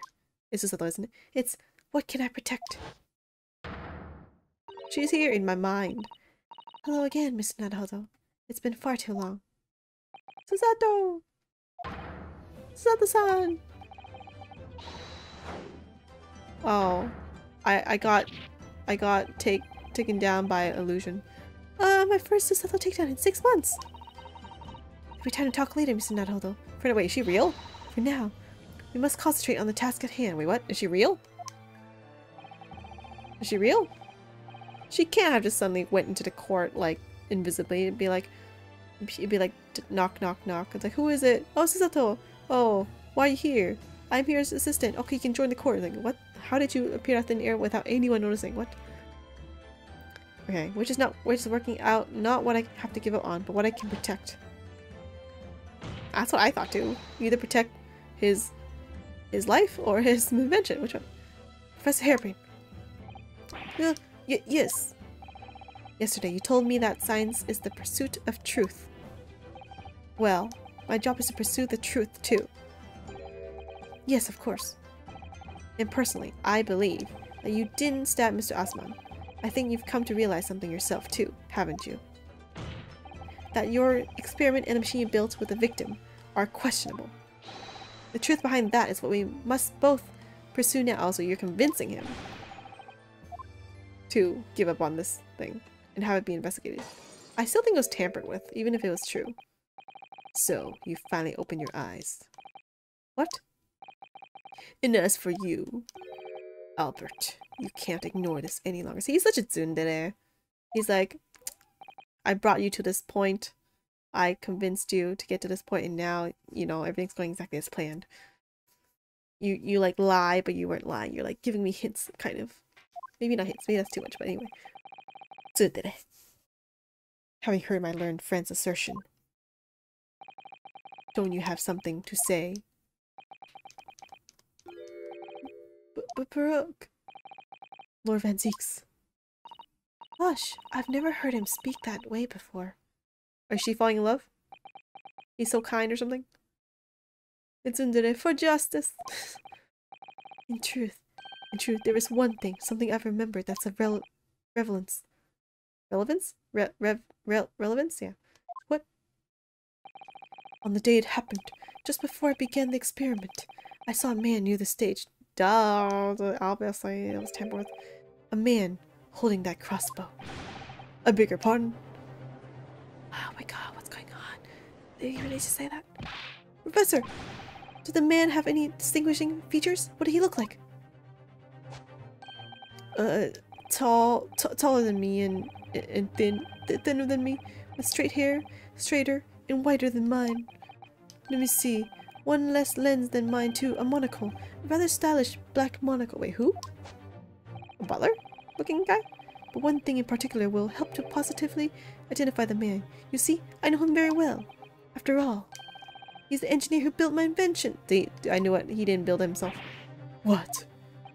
He built the machine? That's right. Mr. Osman introduced him to me a year ago. Suspect.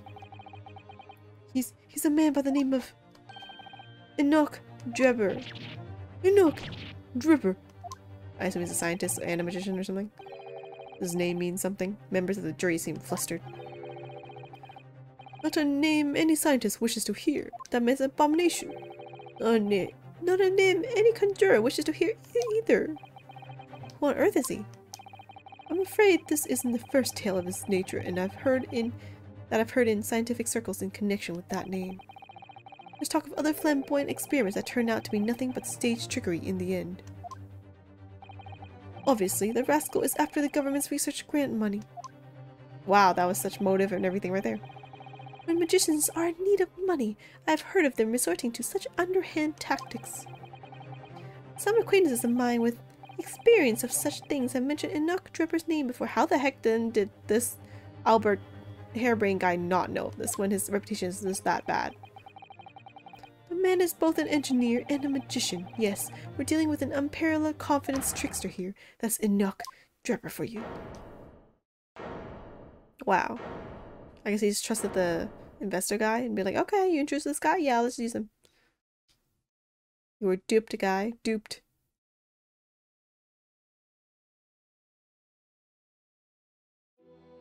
Engineer probably planned to pin it all on him. So it's true then. My invention. My great machine. It was just a grand illusion. Considering what we just heard about Mr. Drebber's character, I'm sorry to say that sounds increasingly likely. Even though no one else believed it, I wanted to. That means your hypothesis was not correct the whole time. I want to believe that machine would function exactly as my hypothesis predicted. Either your hypothesis was actually correct, which I don't think it is, because Sherlock Holmes and Iris and everyone else was like, no, it's not. Or you just don't know how to science and research. Which is why you were so opposed to it being investigated, I presume. I knew that if the machine was examined in detail, its construction would give away my hypothesis. Obviously, I didn't want that to happen.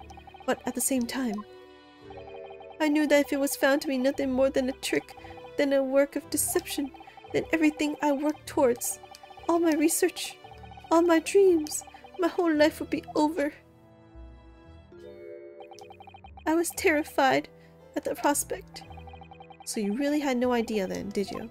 About the true nature of the machine that was built, and the true nature of Mr. Drebber. I never questioned anything. I didn't want to question it. It's entirely possible that Mr. Osman and Mr. Drebber were working together to use you as a means of fraudulently acquiring the research grant money. Yeah, that sounds really likely. And then the engineer wanted to kill Osman, and so he killed him while blaming the harebrain as the culprit, and then he himself would get all the money. When I announced my invention to the crowds that day, it was the finest moment of my career. I pulled all the levers and turned all the dials in exactly the way Drebber had described. Did you make this machine or not? When the smoke suddenly started billowing out, I panicked. I didn't know what was happening.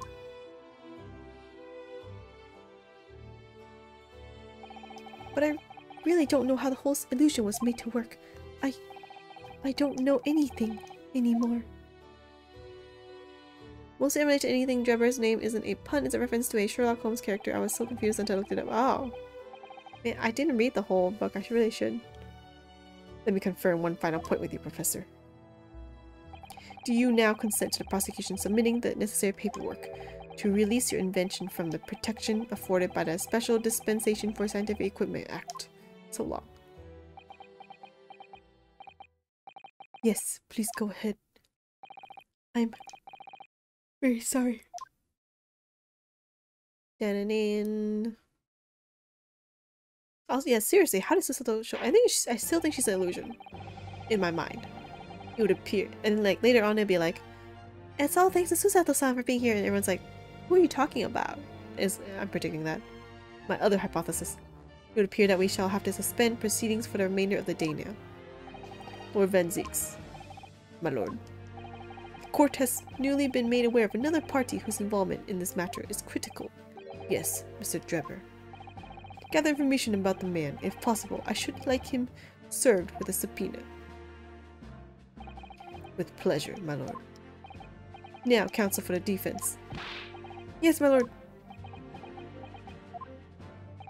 When we reconvene, I shall be looking for one thing and one thing alone from you. Evidence that the defendant is innocent of the crime for which he presently stands accused. Isn't that what you want all the whole time? Not just next time. I understand. Dude, that should have been obvious. Good. In that case, this court is adjourned until tomorrow morning. Oh, we have one whole day. Actually, this is also 1 hour. Oh wait, no. It's not the end yet. I'm waiting for the next two to be continued. It's only 1:36 p.m.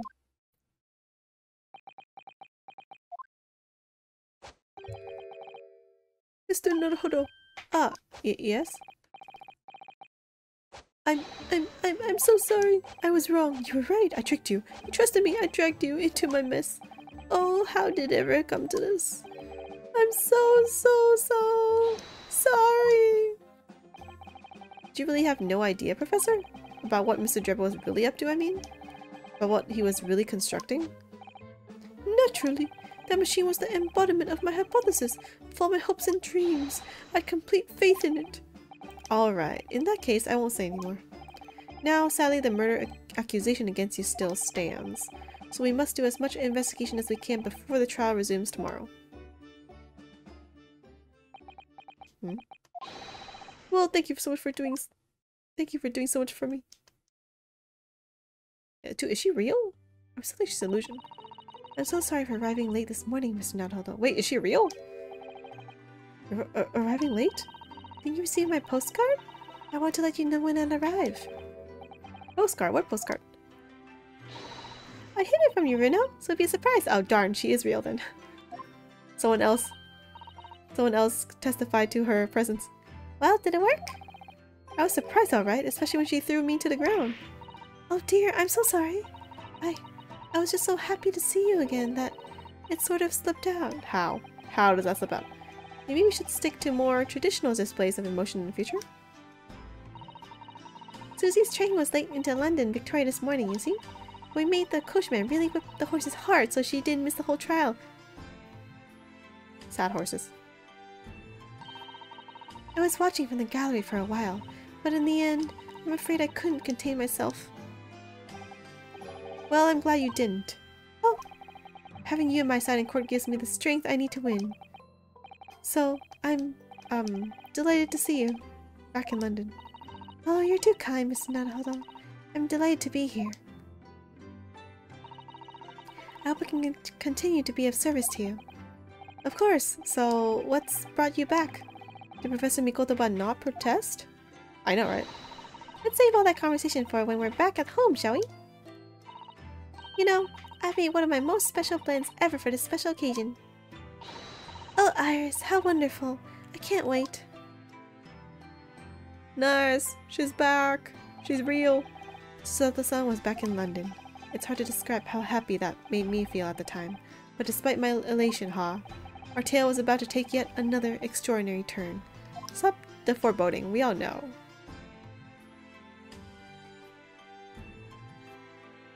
To be continued. That was like another hour. Anyway, that's all for Ace Attorney this week. Anyway, yep. That is all for this week, and I'll continue this when I have time is the plan. Yep.